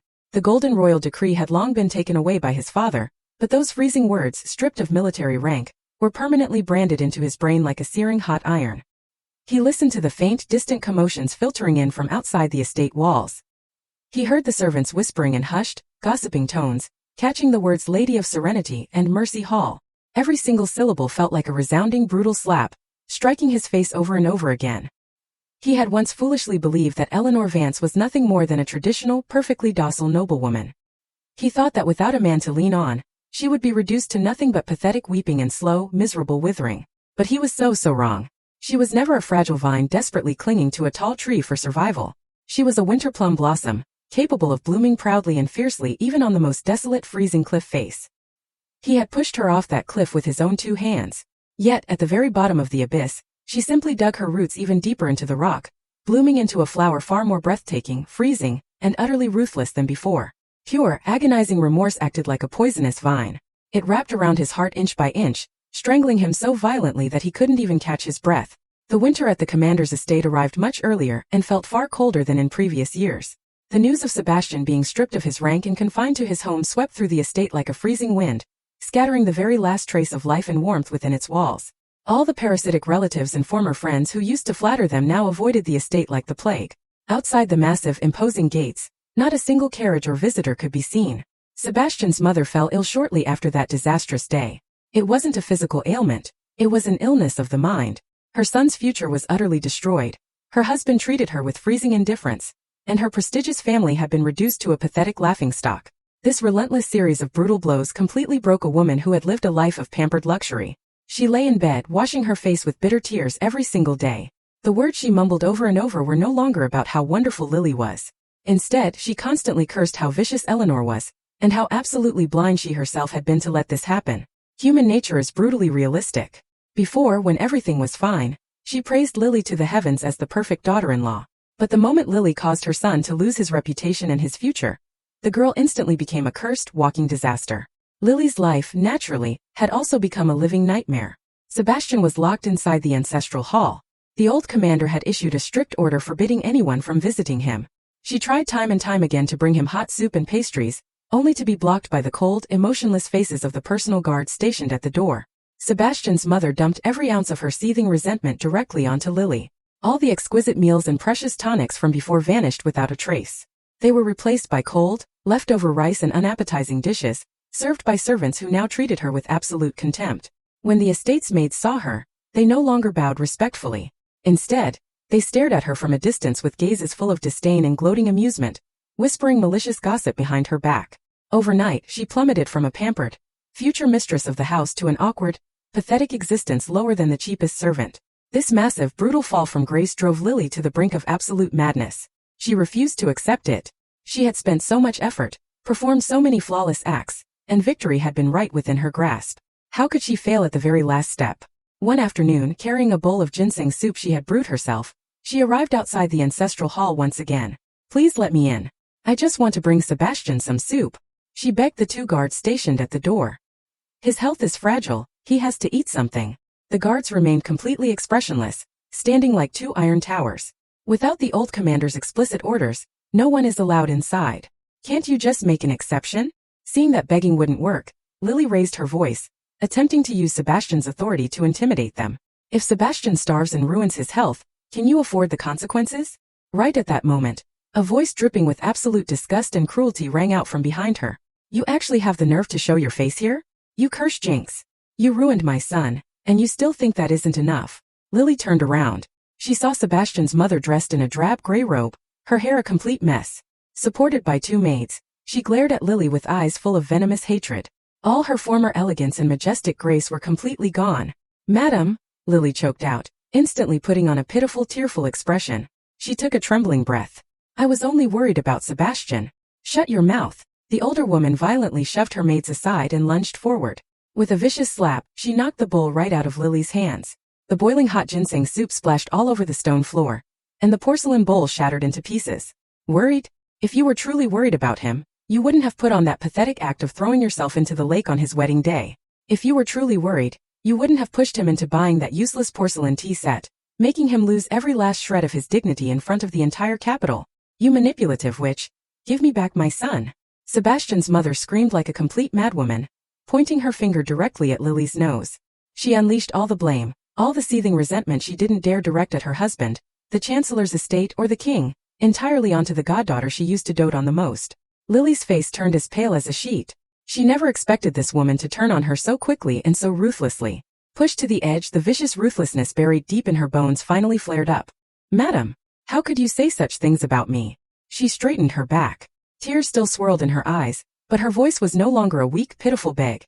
It was a sharp, aggressive counterattack. Who was it that said she loved my gentle and understanding nature the most? Who was it that said an arrogant, domineering noblewoman like Eleanor Vance wasn't fit to enter the commander's estate? Now that Sebastian is in trouble, you push all the blame onto a weak woman like me. Don't you think you are crossing the line? You dare talk back to me? The older woman trembled violently with pure rage. Why wouldn't I dare? Lily let out a cold sneer, completely tearing off her innocent disguise. Do you have any idea how much I have sacrificed for Sebastian? If it weren't for me, he would still be chained to that emotionless block of ice who never even loved him. I am the one who showed him what true love is. I did nothing wrong. The one at fault is Eleanor Vance. It's her narrow-mindedness. It's her vicious, venomous schemes. Get out. Get the hell out of the commander's estate. Sebastian's mother pointed frantically toward the main gates, screaming hysterically. Get out? Why should I get out? A flash of sheer madness crossed Lily's eyes. I am already Sebastian's woman. I might already be carrying the flesh and blood of this family in my womb. If you throw me out, you are throwing your very own precious grandson out onto the streets. Those words struck like a deafening thunderbolt, freezing Sebastian's mother completely in her tracks. Meanwhile, inside the ancestral hall, Sebastian had heard every single word of this ugly, vicious argument with absolute clarity. The entire world began to spin violently around him, and a sickeningly sweet taste of blood rushed up his throat. He clutched the freezing wooden pillar and violently coughed up a mouthful of dark red blood. He listened to Lily declare that she was his woman. He listened to her use a potentially fabricated pregnancy as a cheap bargaining chip to blackmail his mother. He felt an overwhelming sense of absolute absurdity and sickening disgust. The pure, flawless moonlight he thought he had been protecting turned out to be nothing more than a scheming, venomous viper, spitting out a mouthful of absolute lies. Ford. He used every last ounce of strength in his body to call out toward the door. The head butler, who had been guarding nearby, immediately stepped up to the door. Young master, pass down my order. Sebastian's voice was freezing cold, completely stripped of any human emotion. From this day forward, Lily is forbidden from taking even half a step near this ancestral hall. Tell her that I, Sebastian, am completely severing all ties with her. For the rest of this life, she and I have absolutely nothing to do with each other. Sebastian's declaration of completely severing all ties was relayed word for word to Lily by the head butler, Ford. In that instant, every single expression on her face completely froze. What followed was an absolutely suffocating wave of pure panic. Sebastian was her very last support, her ultimate gamble. And now, this final lifeline had been violently chopped to pieces by his own hands. Sebastian's mother had also been so shocked by the claim of a pregnancy that she couldn't speak for a long time. But Sebastian's absolute, ruthless attitude instantly snapped her back to her senses. Regardless of whether Lily's words were true or false, it was glaringly obvious that her son was now thoroughly disgusted by this woman. Guards! A vicious glint flashed through the older woman's eyes. Take this lying family-ruining witch and lock her in the backyard woodshed right now. Without my direct orders, do not give her a single bite of food or a single drop of water. Lily tried to struggle, but two burly older female servants pinned her down viciously. They shoved a gag into her mouth and dragged her away without a single shred of mercy. The once infinitely glorious Miss Lily had, in the blink of an eye, been reduced to an existence worse than a prisoner in a dungeon. This chaotic internal strife within the commander's estate was like a poorly written, pathetic farce. Yet, it also signaled that this once illustrious family was now rotting and collapsing inch by inch, starting entirely from the inside. These updates naturally reached my ears as well. I was at the Mercy Hall, leading a few literate widows in organizing a newly purchased batch of fabrics and medicinal herbs from the local merchants. Golden sunlight streamed in through the lattice windows. In the main hall, the clear, ringing sound of children reading their lessons echoed endlessly. Everything here was brimming with life and vibrant hope. Ruby whispered in my ear, vividly recounting the drama that had just unfolded at the commander's estate. When she finished, she added with incredibly satisfying vindication, "My lady, it truly is a case of the wicked torturing the wicked. That Lily has finally gotten her exact karmic retribution." I merely offered a faint smile and turned the page of the ledger in my hand, choosing not to voice any opinion on the matter. Whether it was Sebastian or Lily, their tangled web of love, hatred, and revenge felt like something from an entirely past life to me. I couldn't even be bothered to gloat, because I knew that the moment I chose to step onto a higher pedestal, my former enemies were no longer qualified to be my opponents. They would simply drag themselves right down into the abyss of total destruction.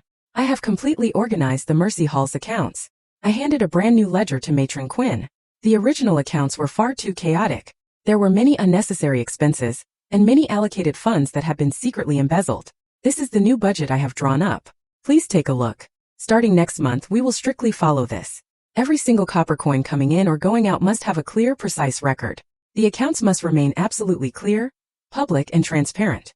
I was not merely bestowing charity, I was establishing absolute rules. I was going to forge the Mercy Hall into my very own unshakable fortress, a base that would continuously provide me with flawless prestige and powerful connections. Matron Quinn took the ledger.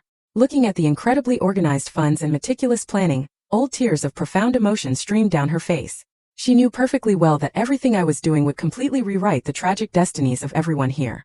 In the days that followed, I poured almost every ounce of my energy into the affairs of the Mercy Hall.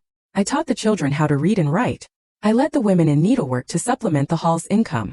I even hired the best craftsmen in the capital to repair the dilapidated roofs and walls. The virtuous reputation of the Lady of Serenity was no longer just a superficial title of benevolence. It became concrete, vivid, and filled with genuine tangible warmth. In the entire capital there was no one who did not know my name, and no one who did not sing my praises. One afternoon, right after I returned to the estate from the Mercy Hall, my father summoned me to his study. His expression carried a layer of grave seriousness that I rarely saw. "Eleanor, someone from the palace just arrived," my father said. "Is it a royal decree from His Majesty?" I asked. "No." My father shook his head. He pulled an exquisitely crafted, gold-stamped invitation from his sleeve and handed it to me. "It is an invitation directly from Her Majesty, the Queen. She is inviting you to attend the chrysanthemum banquet at her palace in 3 days' time." I took the invitation, my heart skipping a slight beat. The Queen had always lived a secluded life, very rarely hosting any banquets at all. While this chrysanthemum banquet had invited many royal noblewomen and the wives of high-ranking officials, the fact that she specifically sent an invitation to me, a newly minted Lady of Serenity, carried a profound, undeniable underlying meaning. This was the royal family, specifically the master of the inner courts, giving a direct positive response and commendation for all my recent actions. It was also a glaring signal. It meant that I, Eleanor Vance, was about to officially step into the most prestigious, and absolutely the most dangerous social circle in the entire world, the royal inner court. "Entering the palace this time is not like attending an ordinary banquet," my father said, his gaze incredibly deep. "The Queen is the absolute master of the inner courts. Her attitude toward you will instantly determine your permanent status among all the noblewomen in the capital. When you go, you must be exceptionally cautious with your words and actions. Watch more, listen more, and speak less." "I understand." I tightly gripped the golden invitation in my hand.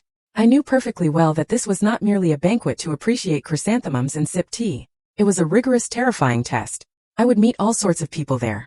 Perhaps some would genuinely admire me, but the vast majority would likely bring nothing but jealousy, suspicion, and malicious probing. Among them, there might even be powerful factions deeply connected to the commander's estate, the very people Lily might try to seek help from. However, I felt absolutely no fear. The chessboard had already been set. I was no longer the helpless pawn, easily manipulated by others. Today I was the one holding the pieces. 3 days from now, at the Queen's palace. I couldn't wait to see exactly what kind of thrilling scene was waiting for me. 3 days later, at the Queen's palace. I rode in the specially bestowed royal carriage, its green curtains bearing the emblem of the Lady of Serenity, as it rolled slowly into the Forbidden City. The crimson palace walls towered high above, and the golden glazed tiles shimmered brilliantly under the autumn sun. Along the way, every palace maid and servant we encountered immediately lowered their heads, cast down their eyes, and respectfully retreated to the sides of the path. This was the most direct manifestation of absolute power. It was silent, yet it held far more force than any spoken word. Today, I wore my emerald green ceremonial gown. My long hair was elegantly pinned up with a phoenix hairpin inlaid with rare Eastern pearls.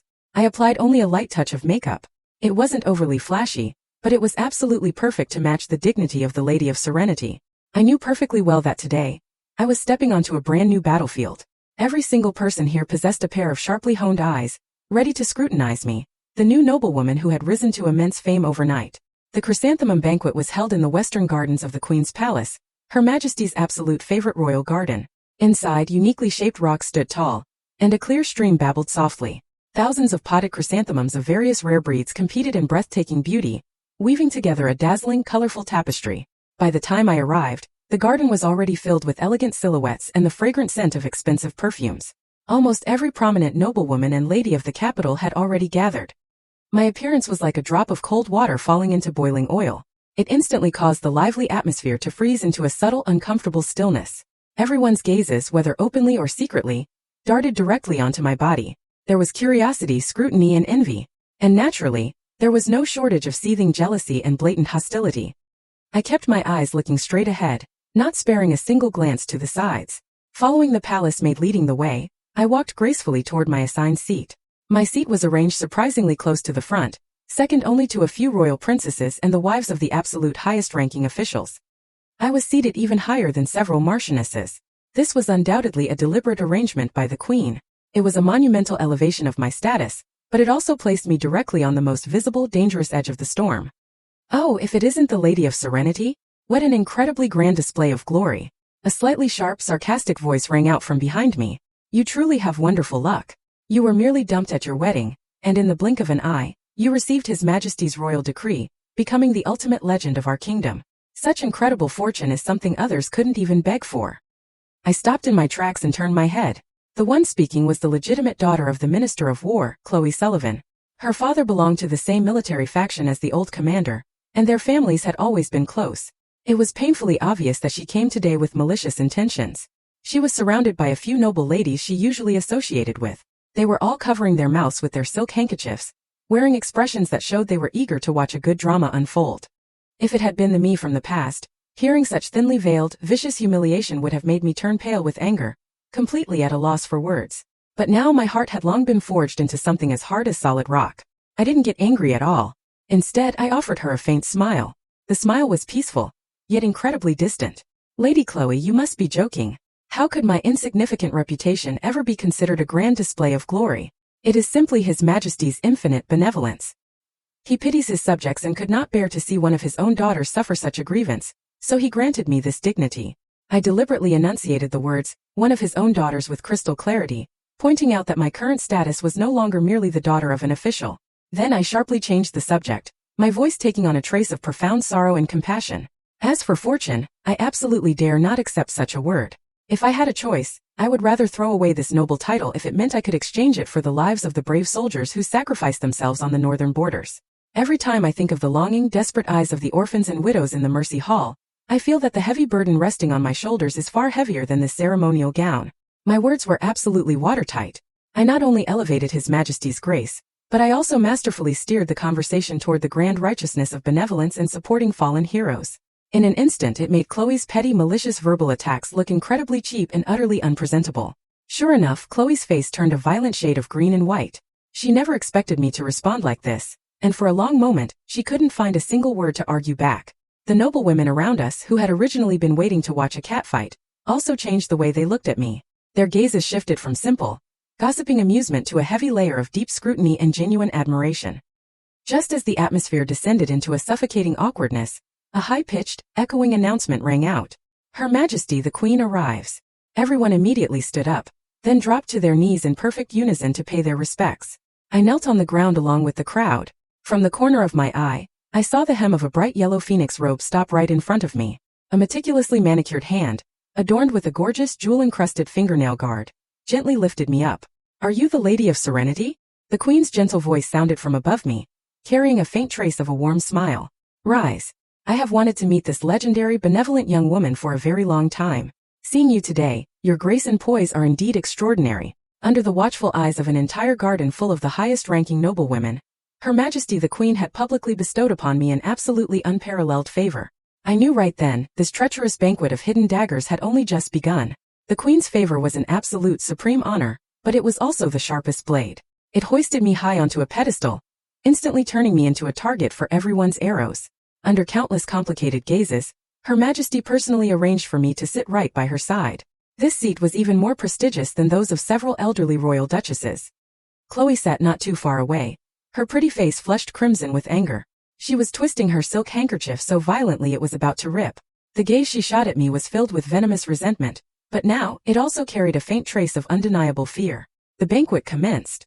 Music and dancing filled the air, and the atmosphere grew harmonious. The Queen did not lavish any more excessive attention on me. She simply chatted and laughed with the crowd as usual, tasting the exquisite dishes and fine wine. Yet, everyone knew perfectly well that the true protagonist of today's banquet was me, the newly minted Lady of Serenity. After 3 rounds of wine, the Queen suddenly set down her jade chopsticks and looked at me with a warm smile. Serenity, I heard that you have managed the Mercy Hall with impeccable order. You not only ensured that the widows and orphans have enough food and clothing, but you also hired scholars to teach the children how to read and write. Is this true? I immediately stood up and replied respectfully. To answer your Majesty, it is indeed true. I firmly believe that it is better to teach a man to fish than to simply give him a fish. Silver and coins will eventually run out. But if we can teach them a valuable skill and help them understand the wisdom of the world, they will truly be able to secure their own futures and serve the kingdom. Excellently said. The queen clapped her hands in sincere admiration. Teach a man to fish. This is the very first time I have heard such a profound phrase. It is absolute brilliance. It shows that you not only possess a benevolent heart, but also incredible foresight and wisdom. The moment her words fell, Chloe seized the opportunity and stood up, feigning an expression of innocent curiosity. The Lady of Serenity is truly impressive. However, the Mercy Hall houses over 300 people. The daily expenses must be a staggering amount. You are donating money, hiring scholars, and repairing buildings. I wonder where all this silver is coming from. She paused, her voice dripping with mock concern. I hope you haven't emptied out the Chancellor's lifelong savings just to buy yourself a virtuous reputation. Her question was incredibly insidious. On the surface, she sounded concerned, but in the shadows, she was viciously questioning the source of my funds. She was insinuating that I was acting recklessly, and had perhaps even embezzled my father's official estate funds. I didn't panic in the slightest. With total composure, I withdrew a small ledger from my sleeve and presented it with both hands. I thank Lady Chloe for her deep concern. This is the exact account ledger I created for the Mercy Hall. It meticulously records the source and destination of every single copper coin, the 9,300 pieces of silver from the appraisal banquet, the additional 10,000 I personally injected from my liquidated dowry, and the recent funds obtained from selling several of my own idle estates and shops are all completely recorded here. Every account is entirely public and transparent. It will be posted on the walls outside the Mercy Hall every month for public supervision. I invite your Majesty and all the noble ladies to review it. My flawless preparation completely stunned everyone in the garden. The head female official beside the Queen took the ledger, flipped through it briefly, and whispered a few words into Her Majesty's ear. The smile on the Queen's face deepened, and she nodded in absolute satisfaction. Excellent. Your actions are measured and your accounts are crystal clear.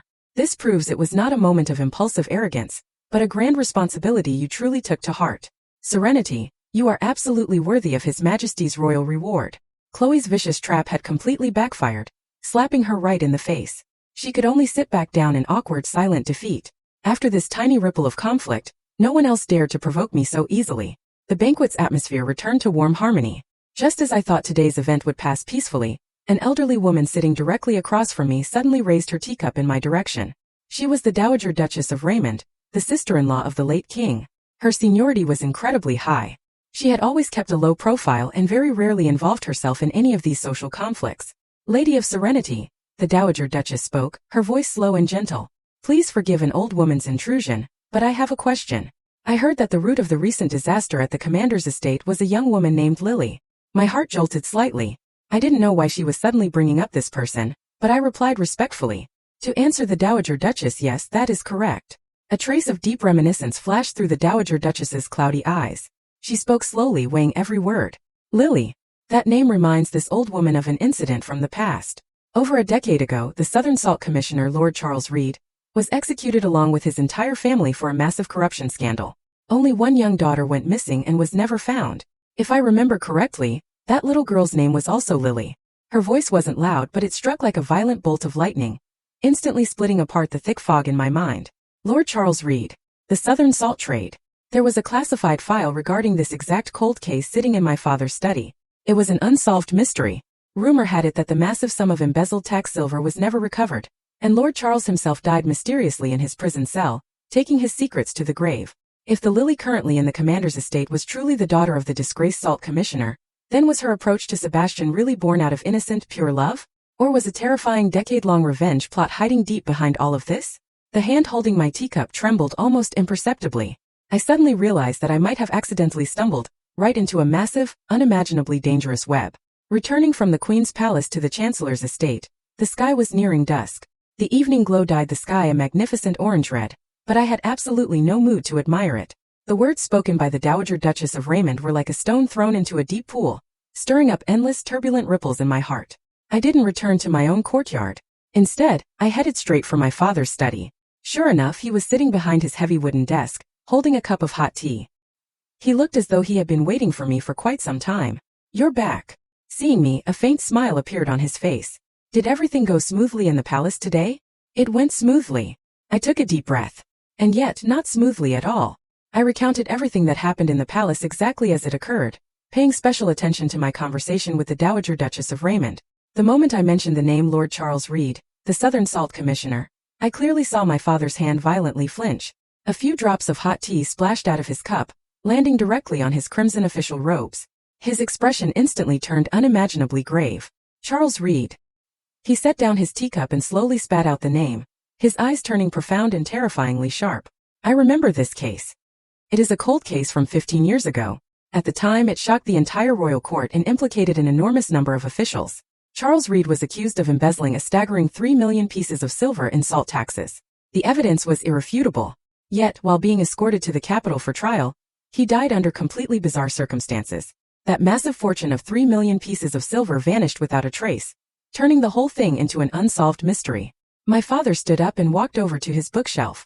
From a hidden compartment on the very top shelf, he pulled out a locked black iron box.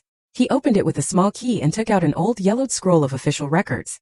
This is a copy of the case files left behind by the imperial censor who oversaw the investigation back then.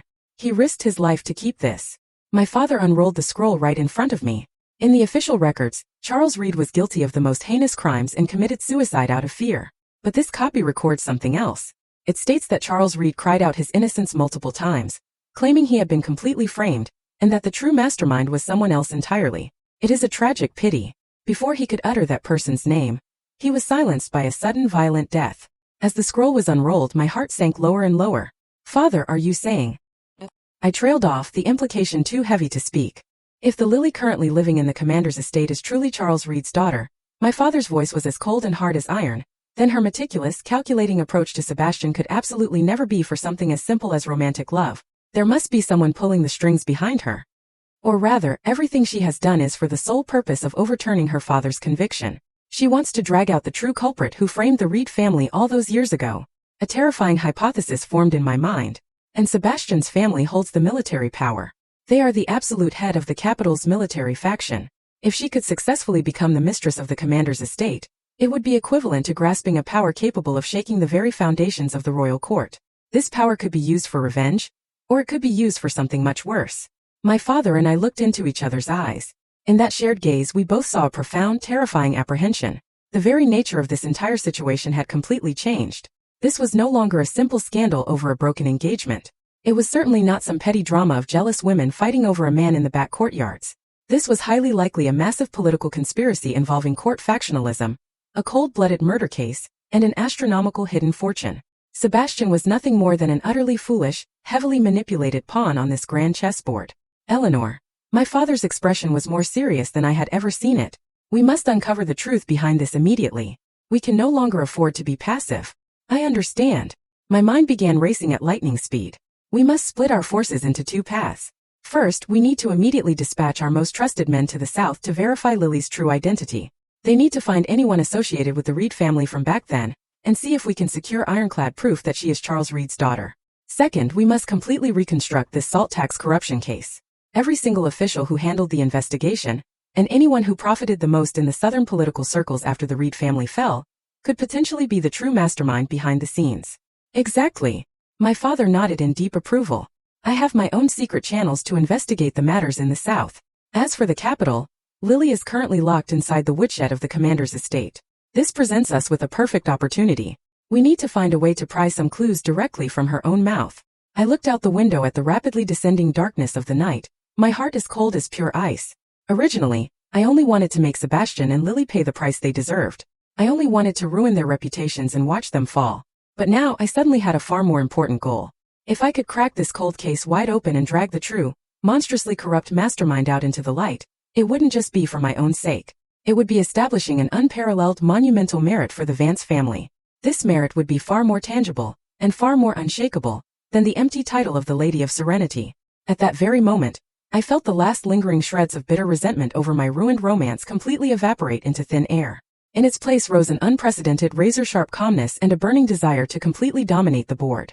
This game of chess was getting more and more interesting.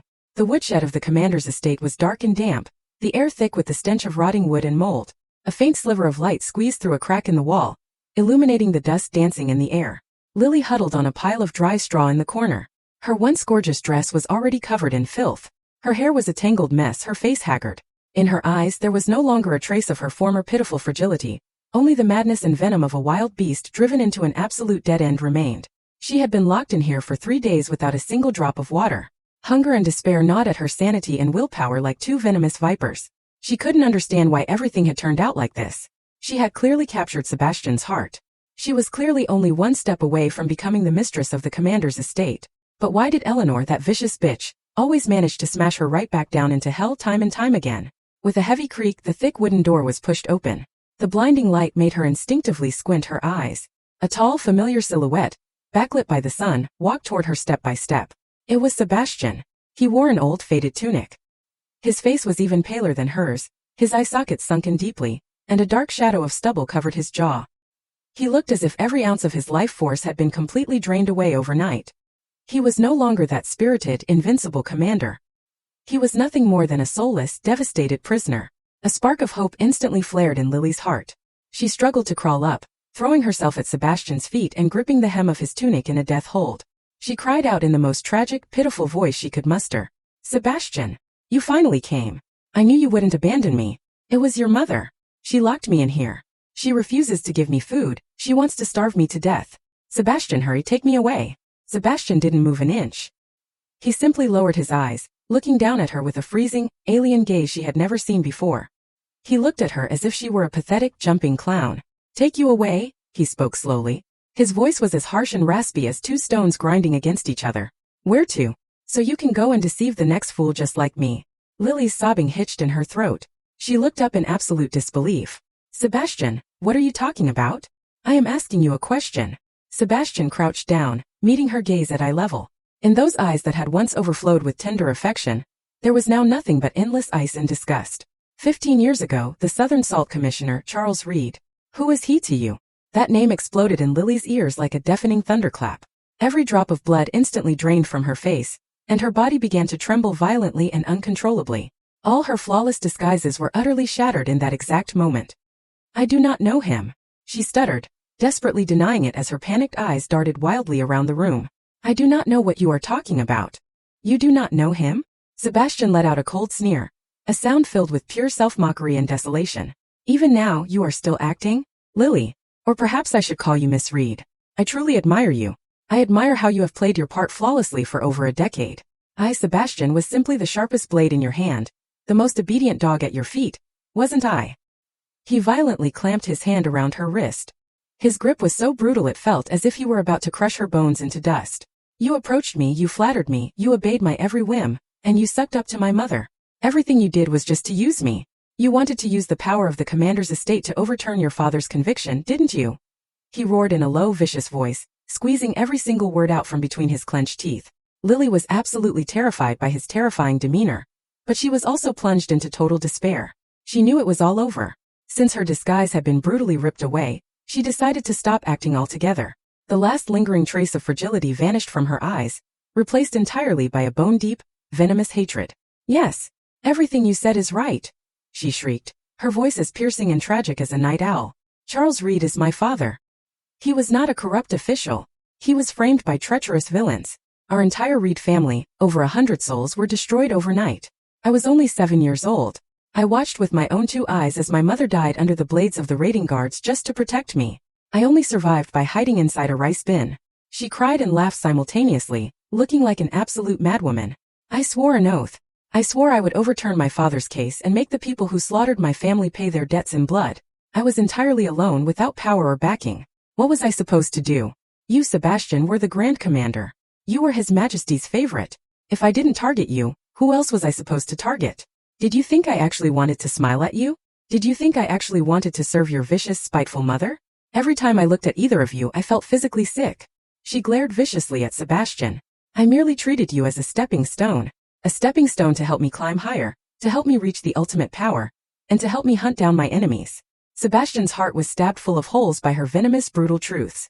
The pure love he thought he possessed, the flawless moonlight he had sacrificed absolutely everything to protect. It turned out that from head to toe, it was nothing more than a meticulously crafted scam and ruthless exploitation. He released his grip and stumbled backward a few steps, as if every ounce of strength had been sucked out of his body. He leaned heavily against the freezing stone wall and let out a painful, agonizing whimper like a wounded beast. He took a shaky breath, forcing out his final question. The 3 million pieces of silver in salt taxes. Where is that missing fortune? A flash of cunning madness darted through Lily's eyes. You want to know? Fine. Break me out of here. Help me find the enemies from the past, and I will tell you exactly where that money is hidden. It is a fortune capable of rivaling a kingdom. It is more than enough for you to stage a grand comeback, perhaps even. She paused, leaving the treasonous implication hanging in the air. Before she could finish her sentence, Sebastian suddenly began to laugh. His laughter sounded infinitely more tragic than crying. A grand comeback? Ha ha, ha. He laughed so hard that tears rolled down his face. My entire life, I achieved glorious military merits. I lived with absolute honor and integrity. Yet because of you, I have been reduced to this pathetic state. My family is shattered, my reputation is destroyed, and I have become the absolute laughingstock of the entire world. What right do I still have to speak of a comeback? He slowly straightened his body, looking down at the woman he had once loved into his very marrow, but now hated down to the bone. Lily, you are wrong. I will not save you, but I will help you find your enemies from the past. His voice was terrifyingly calm, because I want him to know that the grand conspiracy he orchestrated all those years ago was ultimately buried by you, the very pawn he personally cultivated. I want to watch the two of you tear each other apart like rabid dogs, dragging each other straight down to hell. With that final sentence, he didn't spare her another glance. He turned around and walked resolutely out of the woodshed that had turned the entire first half of his life into a sick joke. The heavy door slammed shut behind him, permanently locking Lily's very last shred of hope into the endless, suffocating darkness. Leaving the woodshed, Sebastian did not return to his own courtyard. Instead, he did something completely unexpected.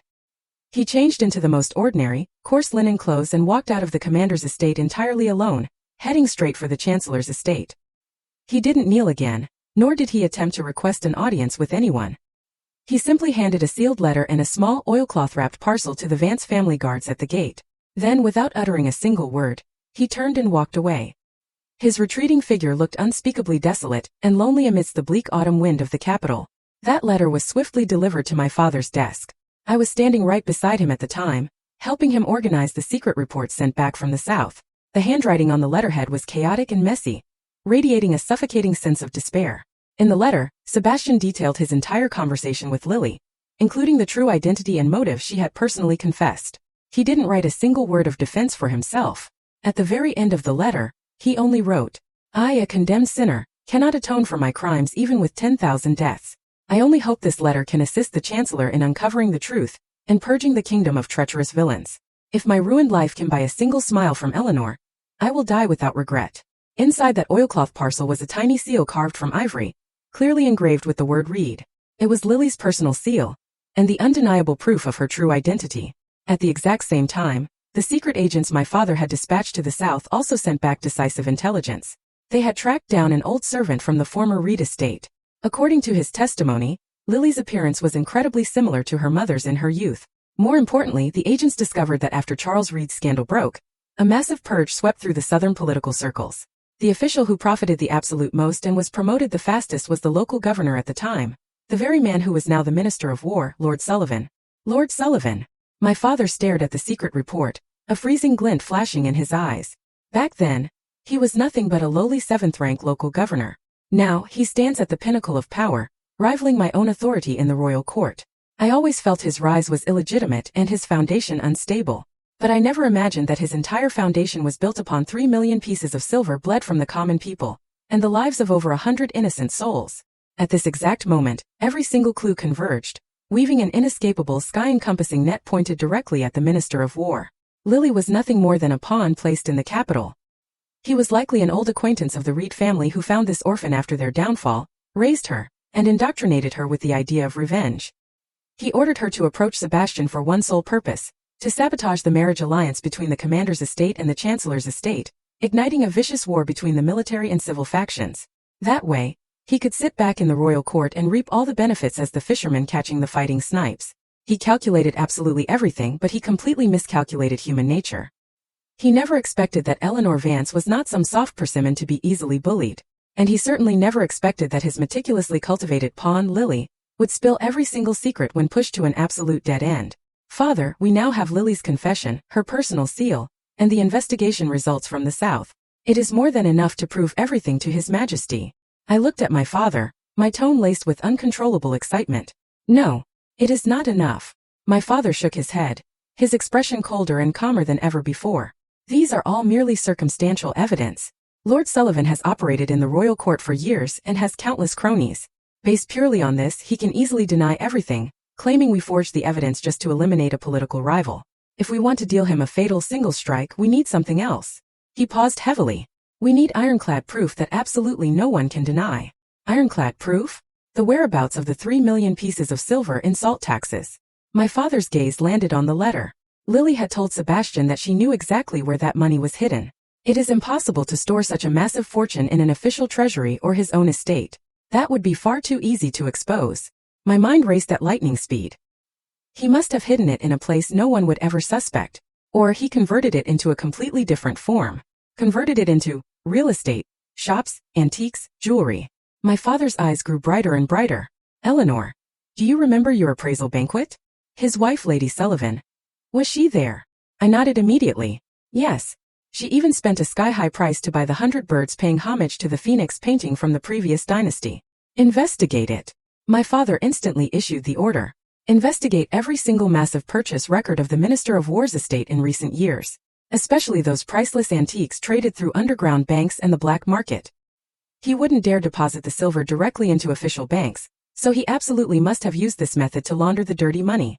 As long as we can find the transaction ledgers between him and those black market merchants, we will have the ironclad proof of his corruption. An even larger scale, highly covert investigation was rapidly rolled out.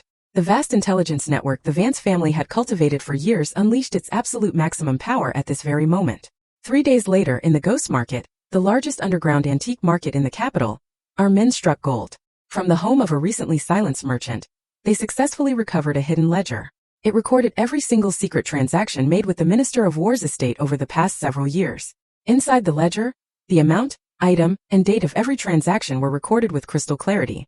The total sum was almost identical to the vanished salt tax fortune from all those years ago. The ironclad proof was as solid as a mountain.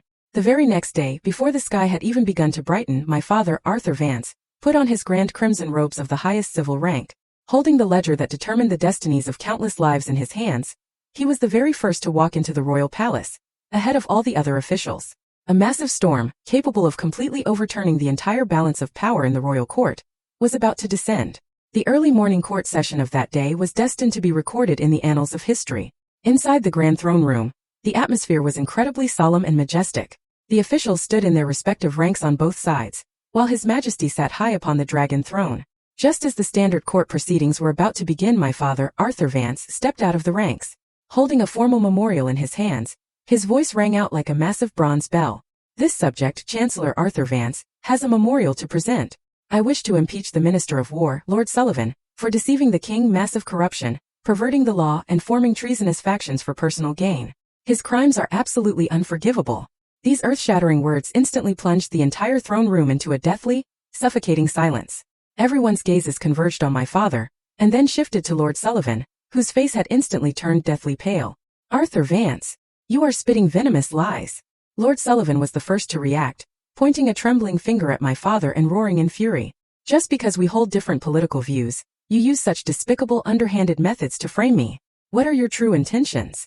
Frame you? My father let out a cold sneer. He raised the memorial and the secret ledger recovered from the Ghost Market high into the air. Lord Sullivan, do you dare to explain, right in front of His Majesty, exactly where your massive, overflowing fortune over the past decade came from? Do you dare to explain this ledger, which clearly records over 3 million pieces of silver in transactions between you and the major black markets in the capital? 3 million pieces of silver. That astronomical number struck every single person in the throne room like a violent bolt of lightning. That was the exact amount of the vanished fortune from the Southern Salt Tax corruption case 15 years ago. Lord Sullivan's body swayed violently. Cold sweat instantly soaked right through his official robes. He knew in that exact moment that everything was completely over. The king's face had turned so incredibly dark it looked as if water might drip from it. He violently slammed his hand onto the armrest of his throne and roared furiously. Guards! Strip the Minister of War of his official hat and robes. Throw him into the maximum security dungeon to await interrogation. Arrest every single person connected to this case and investigate them to the absolute bottom. I want to see exactly how many more of these giant blood-sucking rats are hiding in my royal court. At the king's absolute command, the heavily armed royal guards flooded into the throne room like a pack of savage wolves. Lord Sullivan still tried to open his mouth to argue, but the guards viciously pinned him down. Amidst a sea of shocked gasps and utter chaos, he was dragged out in absolute disgrace.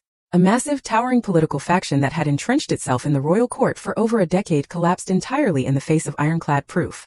For the next half-month, the entire capital was enveloped in a terrifying, suffocating atmosphere of panic and paranoia. Led personally by my father, the three highest judicial branches of the kingdom conducted a joint trial. Following the twisted vines of corruption, they unearthed one shocking, earth-shattering secret after another. Dozens of high-ranking court officials were implicated and thrown into the dungeons. The gold and silver confiscated from their raided estates piled up so high they completely filled the royal treasury's storehouses. The truth of the Southern salt tax corruption case was finally brought into the blazing light of day. Charles Reed's name was completely cleared of all false charges, and the confiscated assets of his family were entirely returned. It was only a tragic pity that out of the entire Reed family, Lily was the only surviving orphan. After the colossal case was officially closed, His Majesty summoned me for a private audience in the royal study. Serenity, the king spoke with profound gratitude. If it hadn't been for your meticulous mind, sniffing out this monumental conspiracy from a mere domestic dispute in the back courtyards, I do not know how much further our kingdom would have been devoured by these treacherous rats. You and the Chancellor have established an unparalleled merit for the nation. Tell me, what reward do you desire? I knelt on the floor, replying with neither arrogance nor false humility. To share your Majesty's burdens and eliminate evils for the people is simply my absolute duty as a subject. I dare not ask for a reward. However, this humble lady does have one single request. Oh? Speak. I implore your Majesty to officially incorporate the Mercy Hall into the royal court's infrastructure, and establish a formal Mercy Foundation. I ask that a dedicated fund be allocated from the royal treasury every single year, and that I be granted full, absolute authority to manage it. I want to ensure that every single copper coin is used exactly where it is needed. I want all the families of the brave soldiers who sacrificed their lives for our kingdom to have their elders cared for, their children educated, and their lives completely free of worry. His Majesty looked at me deeply, his eyes overflowing with immense approval and admiration. He let out a hearty booming laugh. Excellent. What an absolutely incredible Eleanor Vance. Your vision and broadness of heart far surpass the countless men in this court who endlessly chase after fame and power. I grant it, and I will do more than just grant it. I am elevating your noble rank once more. I hereby crown you the Grand Duchess of Serenity, endowed with the tax revenues of 2,000 households. This Mercy Hall shall be your official fiefdom, your absolute, unshakable foundation. From that day forward, I, Eleanor Vance, became the very first woman in the entire history of the kingdom to be crowned a Grand Duchess based entirely on my own unparalleled monumental merits. My name no longer needed to be attached to any man. The name itself had become the ultimate, untouchable glory. As for those who had once stirred up violent waves in my life, they all met their absolute final destinies. Lord Sullivan and his entire treacherous faction were sentenced to complete execution, paying the heaviest, most brutal price for their monstrous sins. Lily was spared the death penalty due to her critical contribution in exposing the conspiracy. However, because her heart was full of wicked, venomous schemes, she was sentenced to life imprisonment in a remote convent outside the capital. She would spend the rest of her miserable days accompanied only by flickering oil lamps and ancient scriptures, repenting for the 100 innocent souls of the Reed family, and for every single vicious thing she had done. As for Sebastian, after the case was completely closed, he came to the gates of the Chancellor's estate entirely alone. Facing the direction of my bedchambers, he knelt and formally kowtowed 3 resounding times against the hard stone pavement. After that, he submitted a final memorial of guilt to His Majesty, voluntarily requesting to be stripped of every single one of his noble titles. He asked to be sent to the royal mausoleums, to guard the tombs of the past kings for the rest of his natural life. The king granted his request.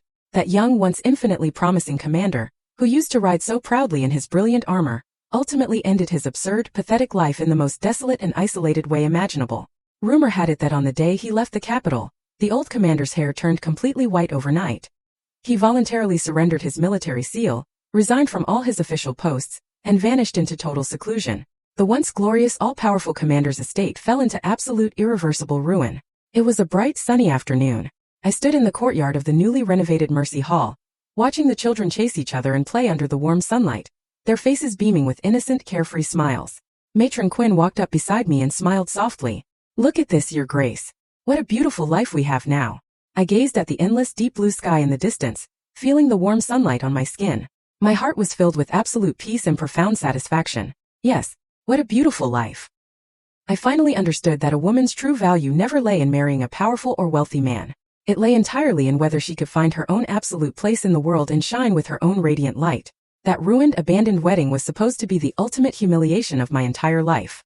But looking back now, it had become the very stepping stone that violently shattered my old chains, launching me into a vastly wider, infinitely freer sky. Sebastian, Lily. They were all nothing more than fleeting smoke and passing clouds. As for me, Eleanor Vance, my life was only just beginning.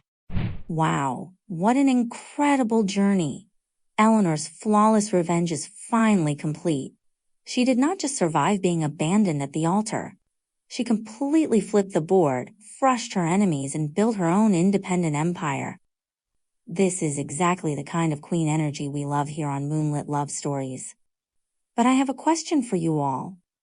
Do you think Commander Sebastian truly regretted losing Eleanor because he loved her? Or was he simply devastated because he lost his military rank, his reputation, and his comfortable life? Let me know your thoughts down in the comments. I read every single one of them. If you loved watching Eleanor turn her tragedy into an absolute triumph, please hit that like button and make sure to subscribe. I have another thrilling tale of sweet payback coming your way very soon. Until next time, remember your worth, never settle for less, and stay fierce. See you in the next video.